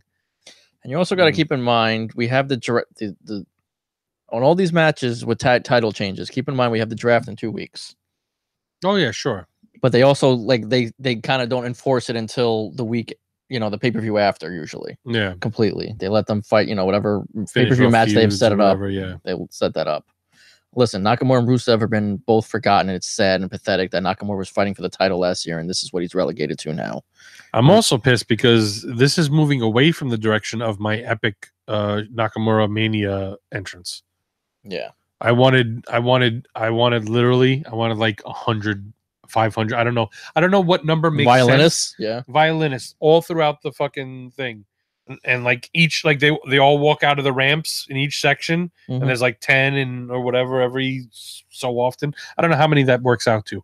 I guess I would have to see the seating chart, and I would work out the numbers from there. But let's basically call it roughly a shit ton of violinists all playing fucking Nakamura's music. While Nita Strauss is playing it on stage. Oh, my God, that'd be amazing. Oh, we do get Joan Jett. I forgot. Hire me, Vince. I just, even as a special consultant, I can be an independent contractor. I'm fine with a 1099. Fuck that Brit, right? We don't need insurance. We're good. We're covered. Yeah. I'm under my wife's insurance. All right. So what do you think? I think what makes the most sense is retain, but to be perfectly honest, I do kind of disagree with you a little bit. I could see any of these teams winning. Really? Yeah. You tell me the Bar wins and they go on a heel run and the Usos have to chase, or Alistair and Ricochet. I don't see any chase. I don't see any way Rusev and Nakamura win. No, but if they did win, it would mean something for their careers. And if you're trying to salvage them, whether it's as a tag team or as individuals, giving them a win here would help that. Yeah. Giving them some high-profile matches with the Usos or with Aleister Black and Ricochet, or versus the Bar moving forward, tag title conversation, it would mean something for those two. And right now, those guys are rudderless. And like we were talking about a little bit about AEW and who they could sign, those are both guys that they're not doing right by. Yeah. And if either one of them left the WWE to go to AEW, and I'm a true blue WWE guy, right? I want the best of the best in the WWE. But if these two guys walked, I would not blame them. They have not been booked well. Go to AEW. They'll take care of you, hopefully. Yeah. I can see a Rusev especially being a workhorse for them.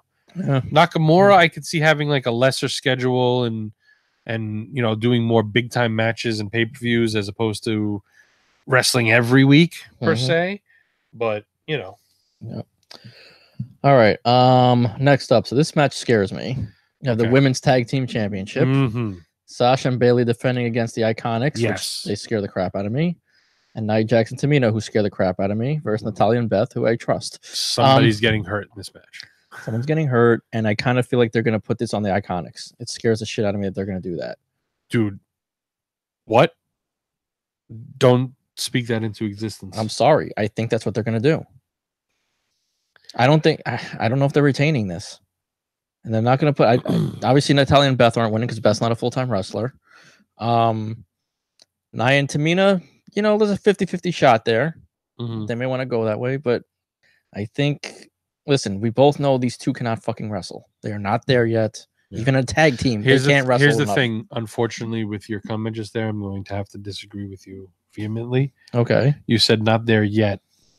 They've had a lot of time. They're not getting there, dude. You got to hope at some point they will. Peyton is decent, but Billie Kay is legit awful. Yeah, she's horrendous. Like she's like Kelly level bad. She can run the ropes better than Kelly. Shows she's better than Kelly because Kelly could not run the ropes. All right, but let's keep in mind Kelly was a fucking model. Okay, she didn't want to get into wrestling, and she did the best she could. Whatever, based on what the tickets they gave her. I'm not challenging her heart. I'm just saying she couldn't run the ropes, and they made her a champion.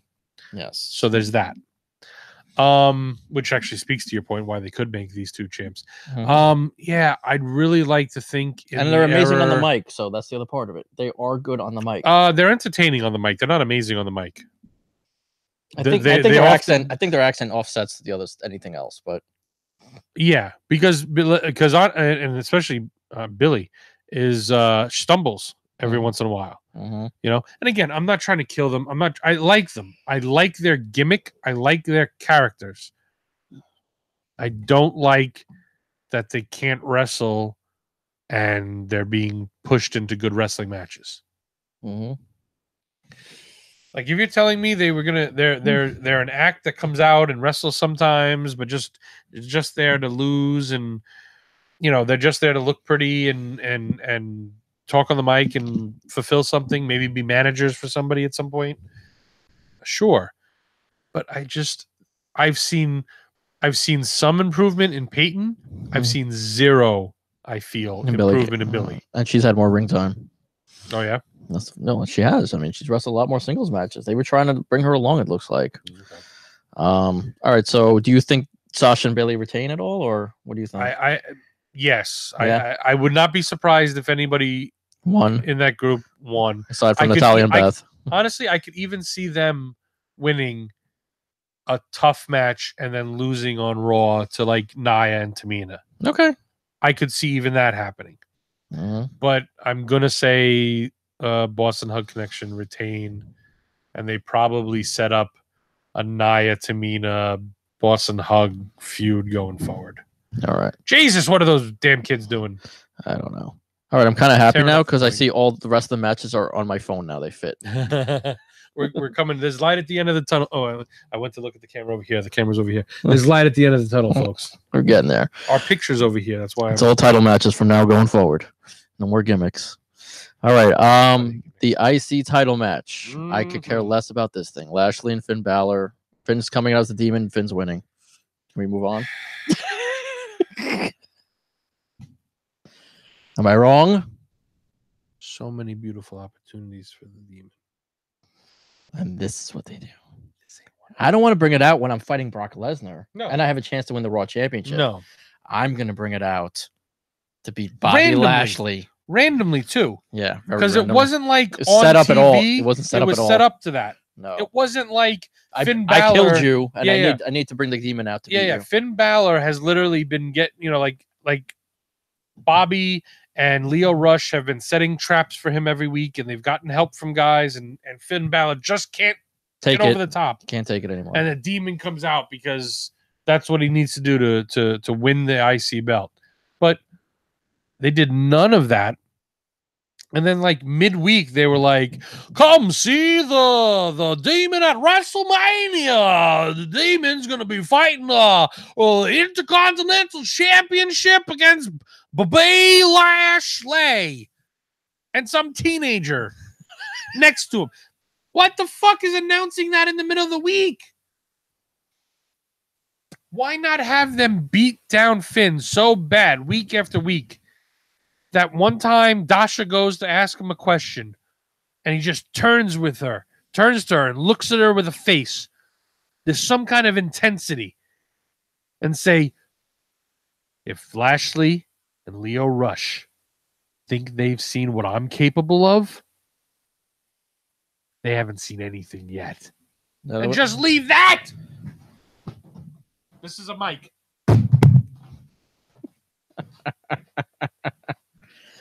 Oh, Lord. It's easy. Hey, which one of your 45 writers came up with, hey, you know what we should do? We should bring out the Demon on Wednesday. Some kiss ass. John Laurinaitis Jr. You mean Mrs. Bella? Mrs. Bella. Oh, God, how happy are you that John Cena's not with a fucking person that makes Ricky Bella look like a fucking moron? He's like with a fucking electrical engineer or something.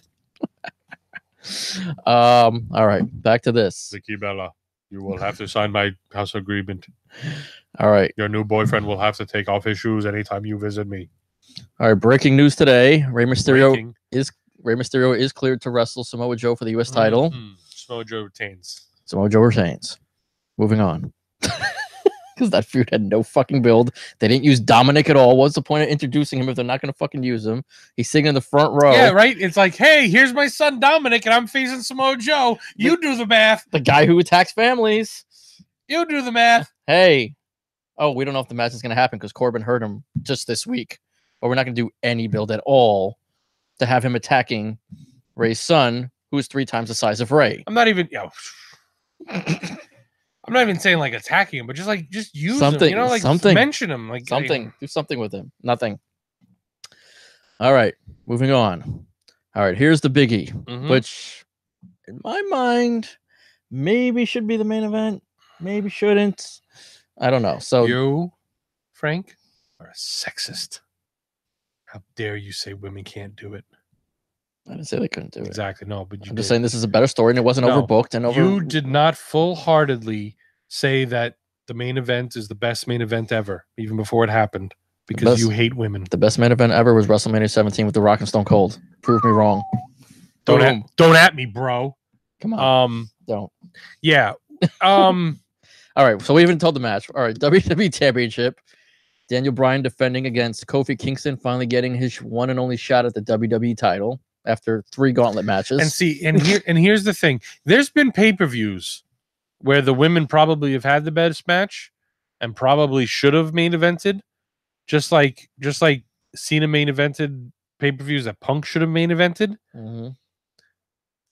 I feel like that match. But I feel like, and not that it's even wrong per se. Not that I'm against this, because you know what? I really hope that these women do.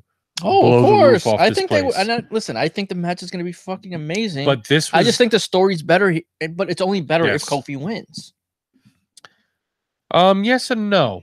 But if you don't know, if it was closing the night, you would want to feel good Kofi win. And maybe part of it is Vince doesn't know.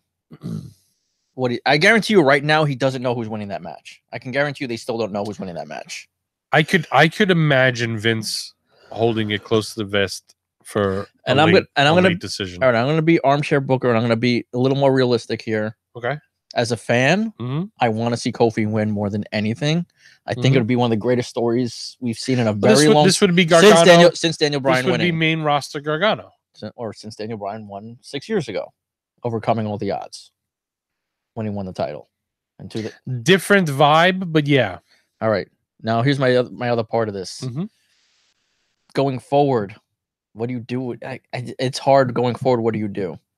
If Kofi wins? If Kofi wins as champion. I just don't see it working going forward. That's the problem I have with it.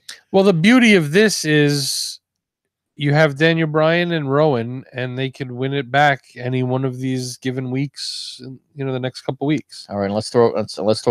You theoretically, mm-hmm. you could give Kofi his moment. Yeah, he can even get to come out and celebrate with the New Day on SmackDown, and everything. And somehow Daniel Bryan, even though there's no more rematch clauses, gets a rematch. Mm-hmm. And gets it some kind of like Falls Count Anywhere, but the New Day are banned. And actually, no, I'll do it better. If you're gonna do that, this is when you have the New Day turn on him. You have Big E turn on him. Yeah, I think there's a way to do it without doing that, because. But then you build Kofi into the feud with Big E. Sure. And you let Bryan start with somebody new. From the standpoint of that, yes. But my thing is, why break up the New Day just cause? Because I think it's time. I'm not saying just cause. I think it's time. You know what? I think right now they're still timeless. They can do pretty much anything, and we'll still eat it up. Because you know what? What was it?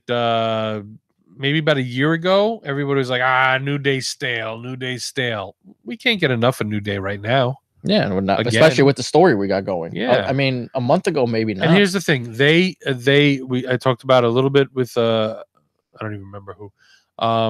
New Day is merch gold for them. Okay.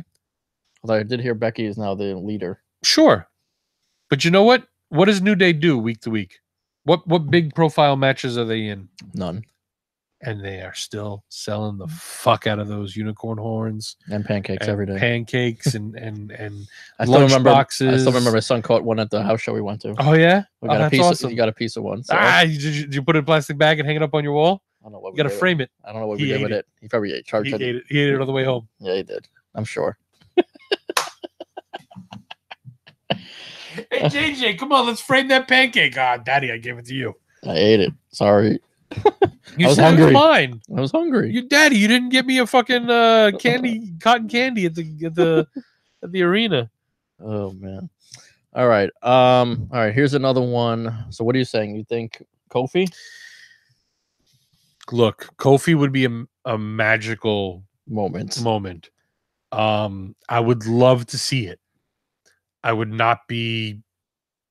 I think sad, let's say, if Daniel Bryan retains after a really good match. I think it opens the show.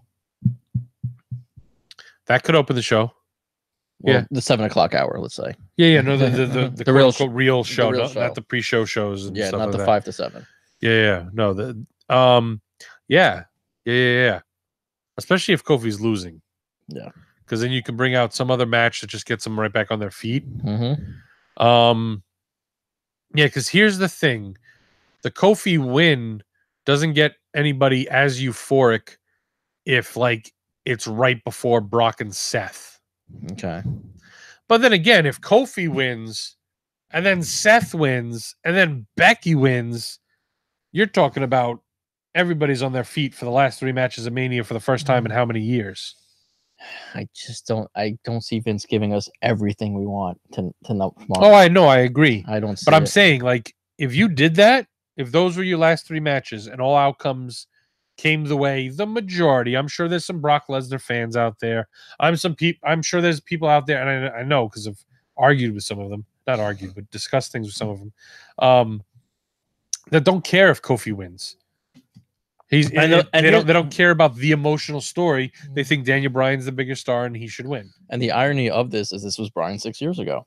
That's the irony of this story. That's what I love about it too. Yeah. I love that in this story, especially him calling him Kofi a B+ player. It was just a lot of cool things they did. It was a very good feud. I think it was it was overbooked with the gauntlet matches and this one, and I didn't like the fact that he. Oh, you mean Stone Cold Kofi Kingston? Yes. Oh my God. And I don't like the fact that he's not the one that had control over him getting into the match. Maybe that's to set up something. Maybe that's to set something else up. I don't know. But well, I mean, if that's the thing, then like Big E and Xavier could turn around and be like, "Yo, we busted our asses for you to get this shot, and you didn't come through. You fucking lost."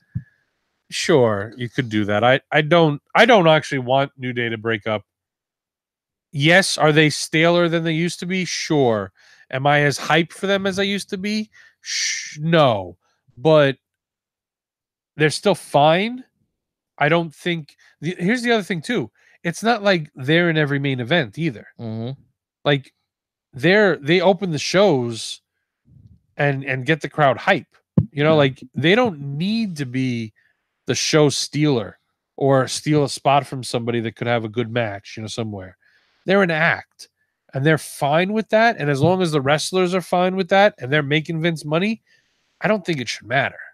I agree. So to break from that aspect, to break them up just because you could get a storyline out of it outside of the main event picture, sure. And you could have Xavier Woods kind of like torn between, and then it's, who's he going to back? Like, is it a 2-time screw job when, like, let's say Big E turns on Kofi and then Kofi's like, oh man, E, what are you doing? This is our boy. Oh my God. And he stays in Kofi's corner for the next pay-per-view. And then Kofi turns Xavier turns on Kofi and Big E and Xavier are together, like, sure, that would be a fantastic little ride. But you break up New Day. You'd pretty much put an end to their merch because nobody's buying magical unicorn horns when they're beating up Kofi. Yeah. The pancake stuff is over. We'll see. Man. I think there's more that you lose if you break up the New Day than you gain if you, start up a feud between him and E, let's say, or whatever, All right. And even though that feud would probably be good and it would probably lead to some stuff, but I think what you have now is good enough to hold, and you don't need to. And it doesn't matter whether Kofi's going to win or lose it. It does, like, it's not like, well, if he does this, they have to do this. Like, I think win or lose, you can keep New Day together. Yeah. And just do something different with them. Gotcha. All right, let's go on to the Universal title match. Talk to me 2 months ago. Seth's winning. Talk to me. Roman Reigns is returning. Yeah, you're worried now. I'm worried. And he got the upper hand this week. Yeah. We know the rule with the go home show. Whoever gets the upper hand loses. Usually, it's like what I'd say. It's probably a good 80 percentile kind of thing. Rare that the person getting the upper hand wins on. Yeah, every once in a while they use it as like a swerve or something. And I mean, listen, WrestleMania is the night they honestly half the predictions are wrong. The ones that you're pretty positive about, they swerve you. What was it a few years ago when all the matches were in turmoil and stuff?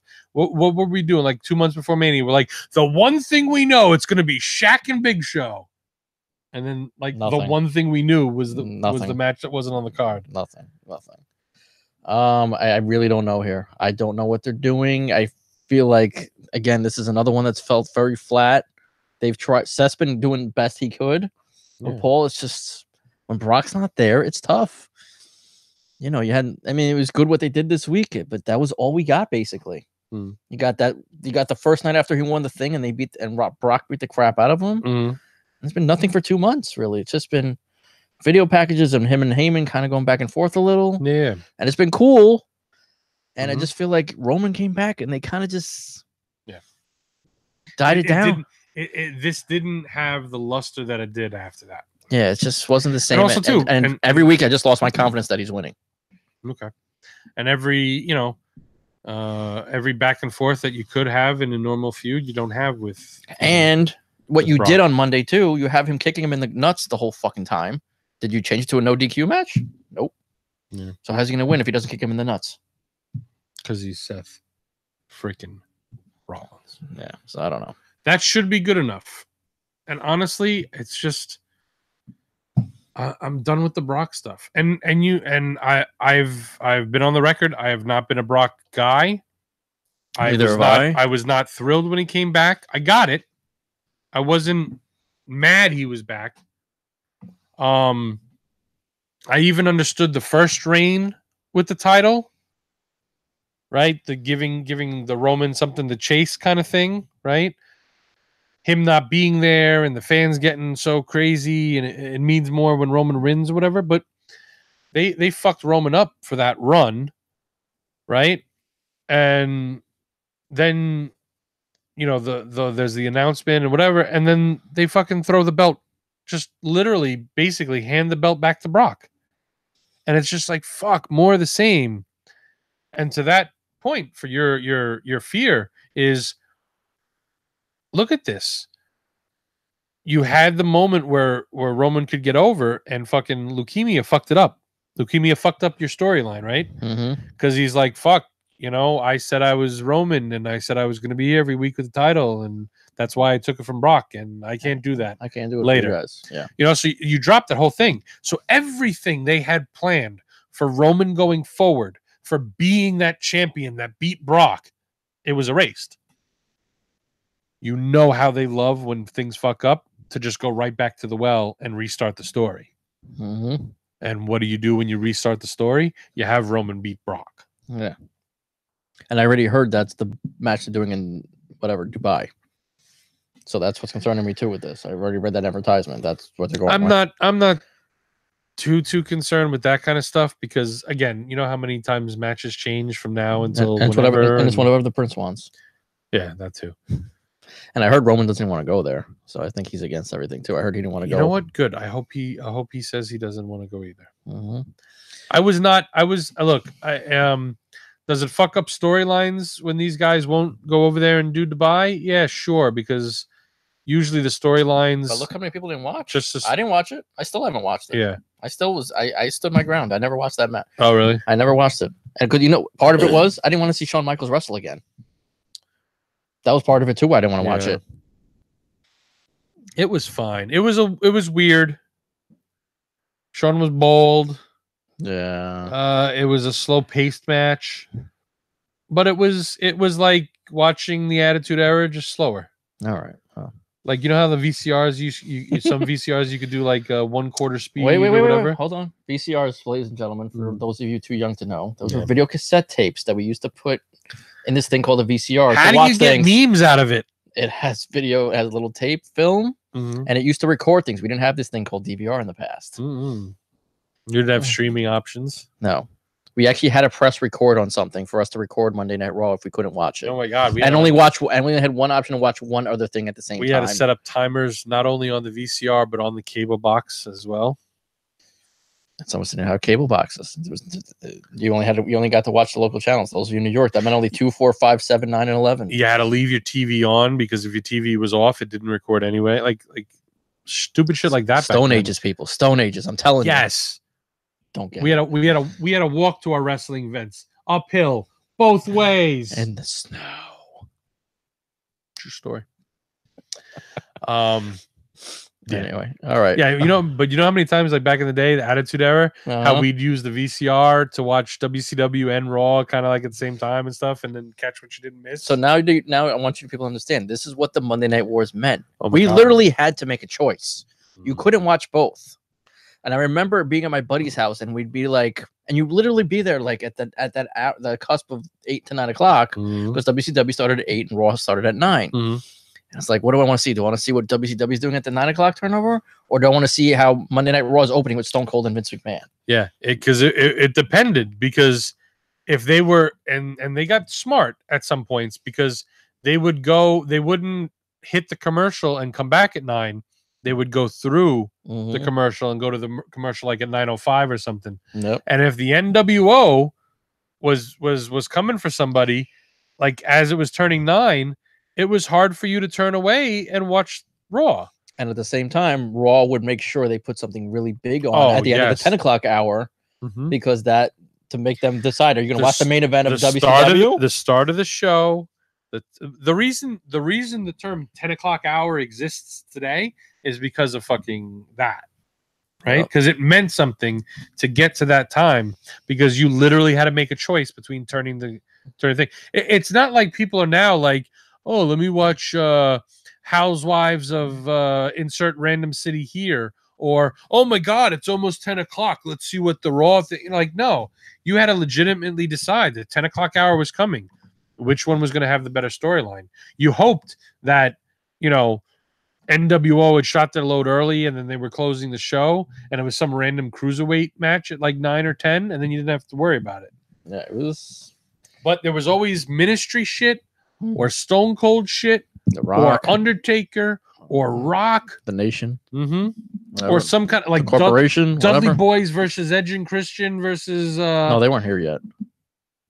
Oh, during some of the no, WCW was era and stuff. WCW was pretty much dead by that point. No, yeah, I guess you're right. There wasn't even a choice at that point. That was when we won. Yeah, you're right. All right. You hope that a Canyon segment was on. Who's better than Canyon? All right, last match of the night. Oh, are we there? We're here. Main event. The Raw Women's Championship, main eventing WrestleMania 35. Winner takes all the titles. So we got Charlotte with the SmackDown title.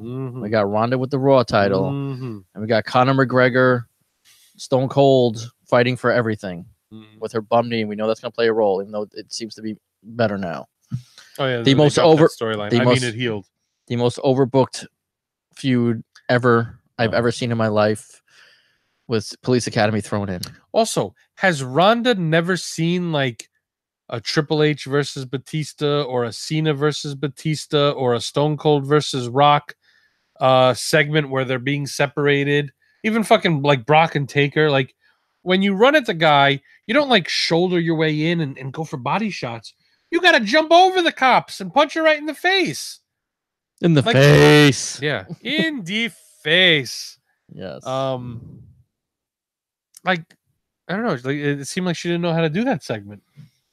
But she's not a smart, so it doesn't matter. All right. So, do they swerve us here? Is Becky not winning? Everything's swerving. Is she not winning? See, I always thought the swerve was not Becky losing. Okay. So what do you think? You think Charlotte wins, or Ronda retains? What do you think? Now I don't know. Early on, I honestly thought that the bigger story moving forward was Charlotte winning and then Becky chasing with Ronda off to do something else. That was. I think it's been too much at this point, though. Yes, I agree. You're at the point where it's just, and from what I've heard, they are pushing her. They want to push her big. She's the biggest merch seller. I'm not worried about what I heard, because you know what? If she loses at Mania and goes on a Stone Cold run to get the title back, that merch is fucking tripling. Okay.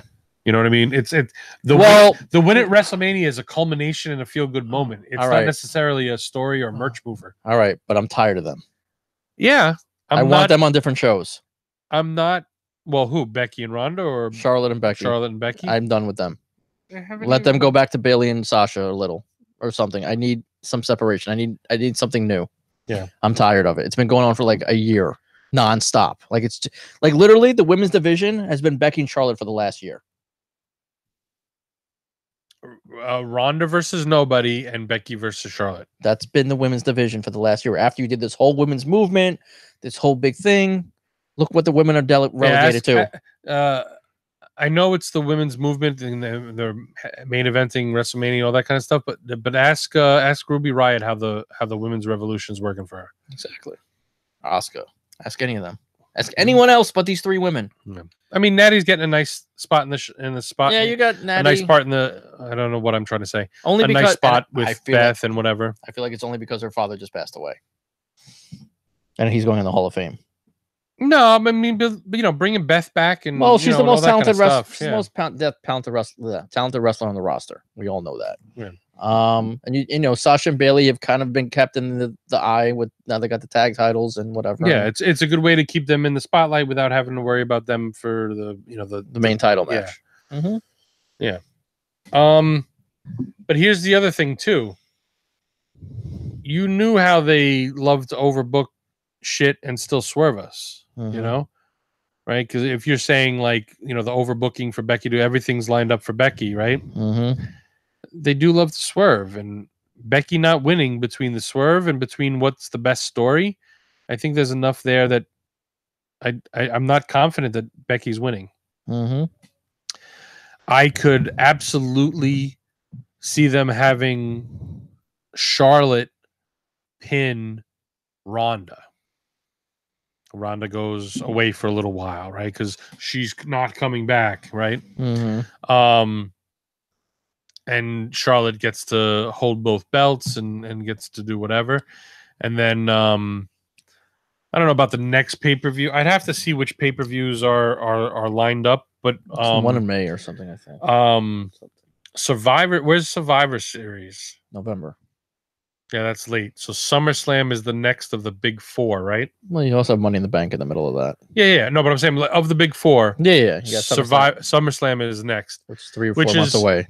Which is a little bit far, I think, from my theory. But yeah, but if you have Charlotte win, she gets to parade around as the queen with both belts. Well, and Becky can sit there and say, "Well, you know what? You never pinned me." And you can just run with that, and then one of them, and then they can have a win. They can have a best 2 out of 3 falls or something stupid like that. They can split the belts up between the two of them. One goes on one show, one goes on the other. All right, here's what I heard for what they're planning to do. Mm-hmm. Most likely Becky's winning. Mm-hmm. Whether she pins, taps Ronda or Charlotte, whatever the way they go about it. She's going to have to choose which title she's going to give up on Monday Night Raw. Mm-hmm. And then they are eventually going to build to a Stephanie and Becky match at SummerSlam. That's what I've heard, or read, or whatever. And it makes logical sense for what WWE would do. Bruh. Yeah, I know. All right, but I don't think you're ending this night with Becky not winning. You wouldn't have the main event unless she's winning. For the women's movement, you would be sure, absolutely not, absolutely. This women's movement right now for WWE is bigger than any of the actual women in the movement. I love that it has nothing to do with what the movement is actually about. That's the funniest part about this whole thing. Yes, and here's the thing.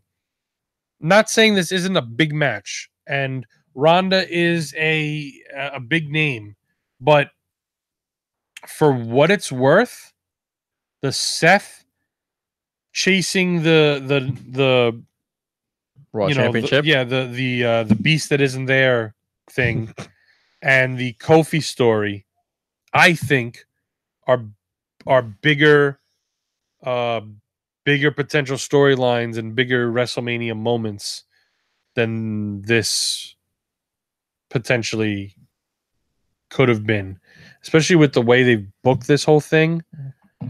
The over booking and selling of the knee injury for Becky, Charlotte winning the belt out of nowhere for seemingly no real reason outside of to just, oh my God, it's the SmackDown champion versus the Raw champion versus the man. It didn't need the SmackDown championship involved. I would have been fine if Asuka was fighting in a 3-way with, let's say Mandy and Sonya. And it was just Ronda and Becky and Charlotte for the Raw belt. There's no reason they needed to get everything in. It was just, and especially because, or is it just to remove a match? I don't know. Maybe not. I'd like to think not. I'd like to think that the SmackDown Women's Championship is not viewed as oh God, we have to defend this title kind of feeling. But maybe. Anyway, obviously the feel good moment is some kind of pyro / smoke / Becky holding up both belts and hearing her music. Yes, of course. That's what we're gonna get. Oh. Mm-hmm. Oh. The New York cheering. Oh.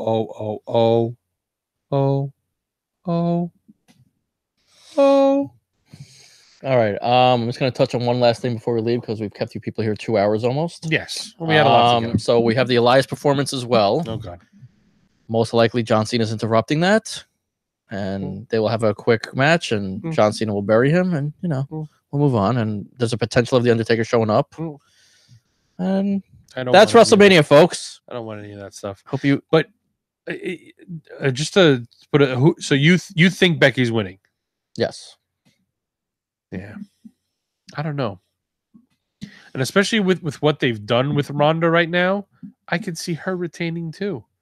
And she could even throw the belts in the trash, a la Alundra easy for me to say. Alundra Blaze. She could throw out the titles and say, you know what? I don't even need this shit. I proved that I'm better than all of you. Drops the title and walks out that night. Oh, and the other thing, her laying down the title and everybody speculating, and then WWE pretty much confirming with their storyline that she dropped the belt, and then she goes back, goes, "Give me back my belt, bitch!" And Steph's like, oh, "Okay, cool." And like, why was that a thing? Why did you add that to this story? Yeah, I don't know. That was dumb. And it's not even like her doing that is like the impetus of be like, okay, you know what, Ronda, we're sorry. We'll make you happy. We'll put Becky back in. Like they didn't even use it as a bargaining chip. She went full crazy, kayfabe breaking heel while she's getting herded.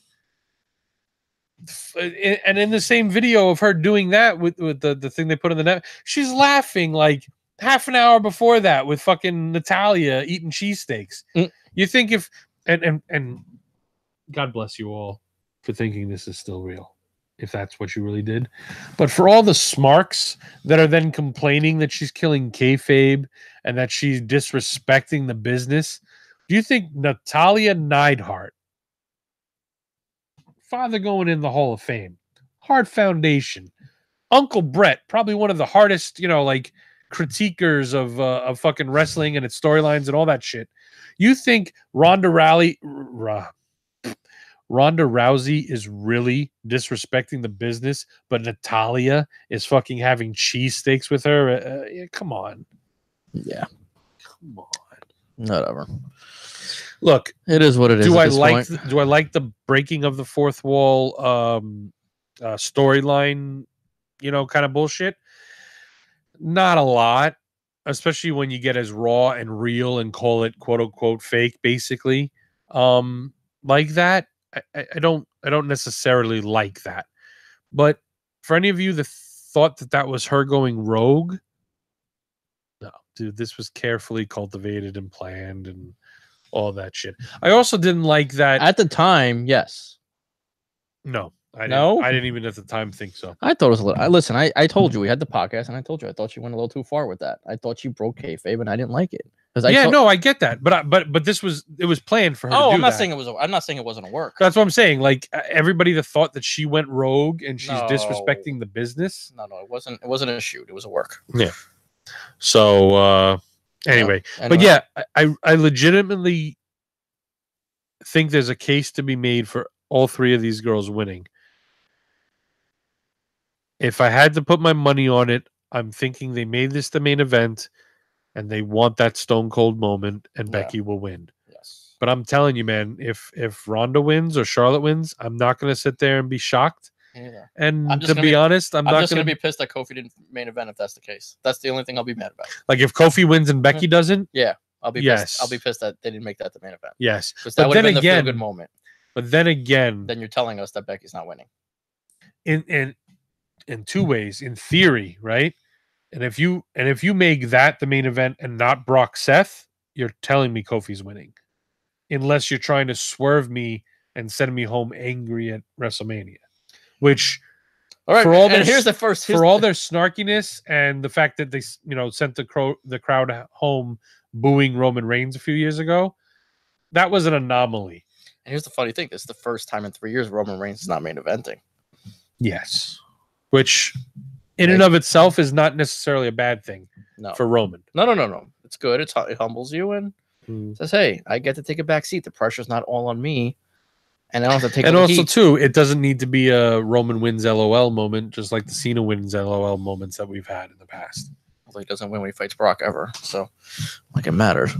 But then again, he did because he won the belt from him. That was supposed to be the culmination. Never on WrestleMania. No, not at Mania, but in Dubai.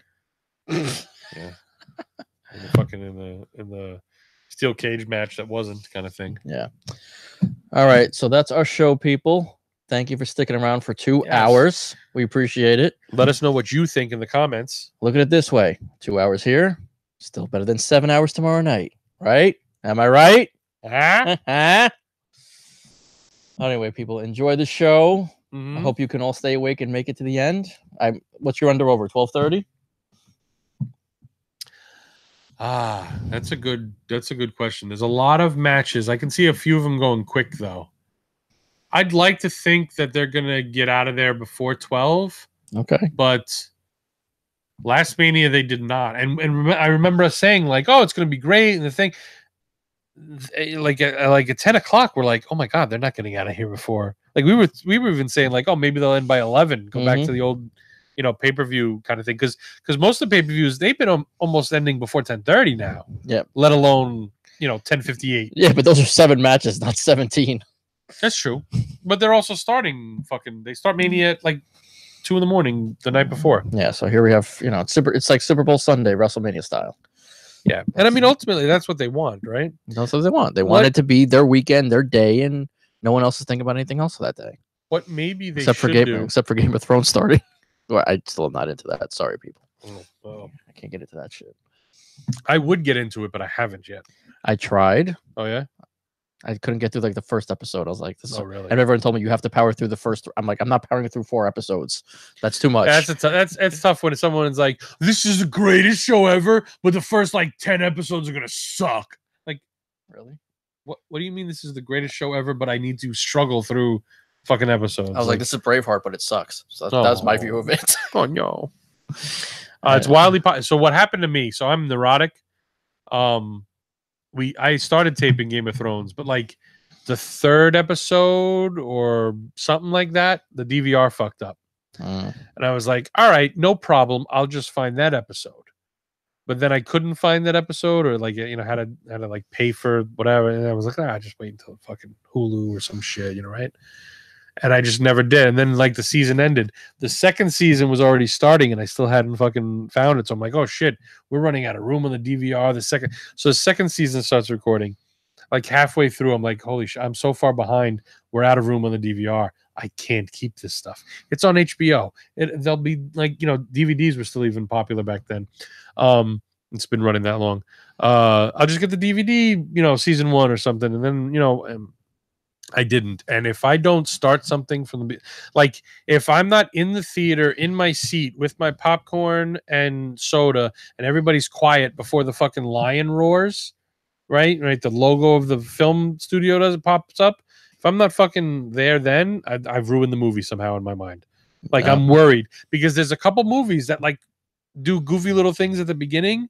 And if I fucking feel like I might have missed something, or there's a plot point in the beginning of the movie and I didn't see the first 3 seconds, I'm like, oh my god, I missed the first 3 seconds and that's where the secret was and I fucking ruined it. That's what I do. I have to I fall asleep watching my TV shows all the time and I have to rewatch the whole episode. I got to go back to where I think I fell asleep or I nodded off and make sure I didn't, because it's literally, I remember, because it happens all the time to me, especially on wrestling nights. Okay. I'll watch that and then I watch my CW shows, whether it's Arrow, Supergirl, The Flash or whatever. And I'll like miss like, the important, like the 7:40 to 7:50 part, or that time frame, like that's where the good shit happens. So or the last 10 minutes, when something always important happens at that point. But anyway, enjoy WrestleMania, people. 35 in New York, New Jersey. Last one here, probably for a while, I think. And, that's what they're saying, right? Yeah. So well, we'll see. We get and I mean, also, this is home though. This is WWE's home. Yeah, I mean, we get SummerSlam at the Barclays usually. That's done now. Yeah, they're going back out LA, right? Again? I thought they said it. Maybe Arizona? No. Oh, maybe. I forget. But West Coast. And Tampa, WrestleMania's in Tampa next year? Mm-hmm. Well, I mean, WrestleMania has been... they move it every year, but they come to New York every 4 or 5 years, it seems. But lately, yeah, we've been relatively lucky. Yeah. But again, and this is why, like, I know we're getting out of the wrestling topic, but like just real quick, had you built the new Meadowlands, whatever you were going to call it, right? The old Giant Stadium, whatever. MetLife Stadium, right? If you would just put a dome on that thing. I know. Now, granted, they're going to sell out Mania, but they're playing football there. So they're not. They're not going to make it. It's not like it's Minnesota where it's fucking 0 degrees when you're playing. Yeah. But I tell you, man, with the bad weather and the this and that, and also too, you could do any pay-per-view then in the New York area, as long as it's covered. Yeah. But anyway, that's my little thing. I think Citi Field should have had a fucking retractable dome too. I agree. But God forbid. Anyway, thanks for listening. Thanks for watching. We appreciate you sticking around for this long preview and review show. NXT was amazing. I'm looking forward to Mania. And we will be back next time. Catch you later, people. Stop broadcast.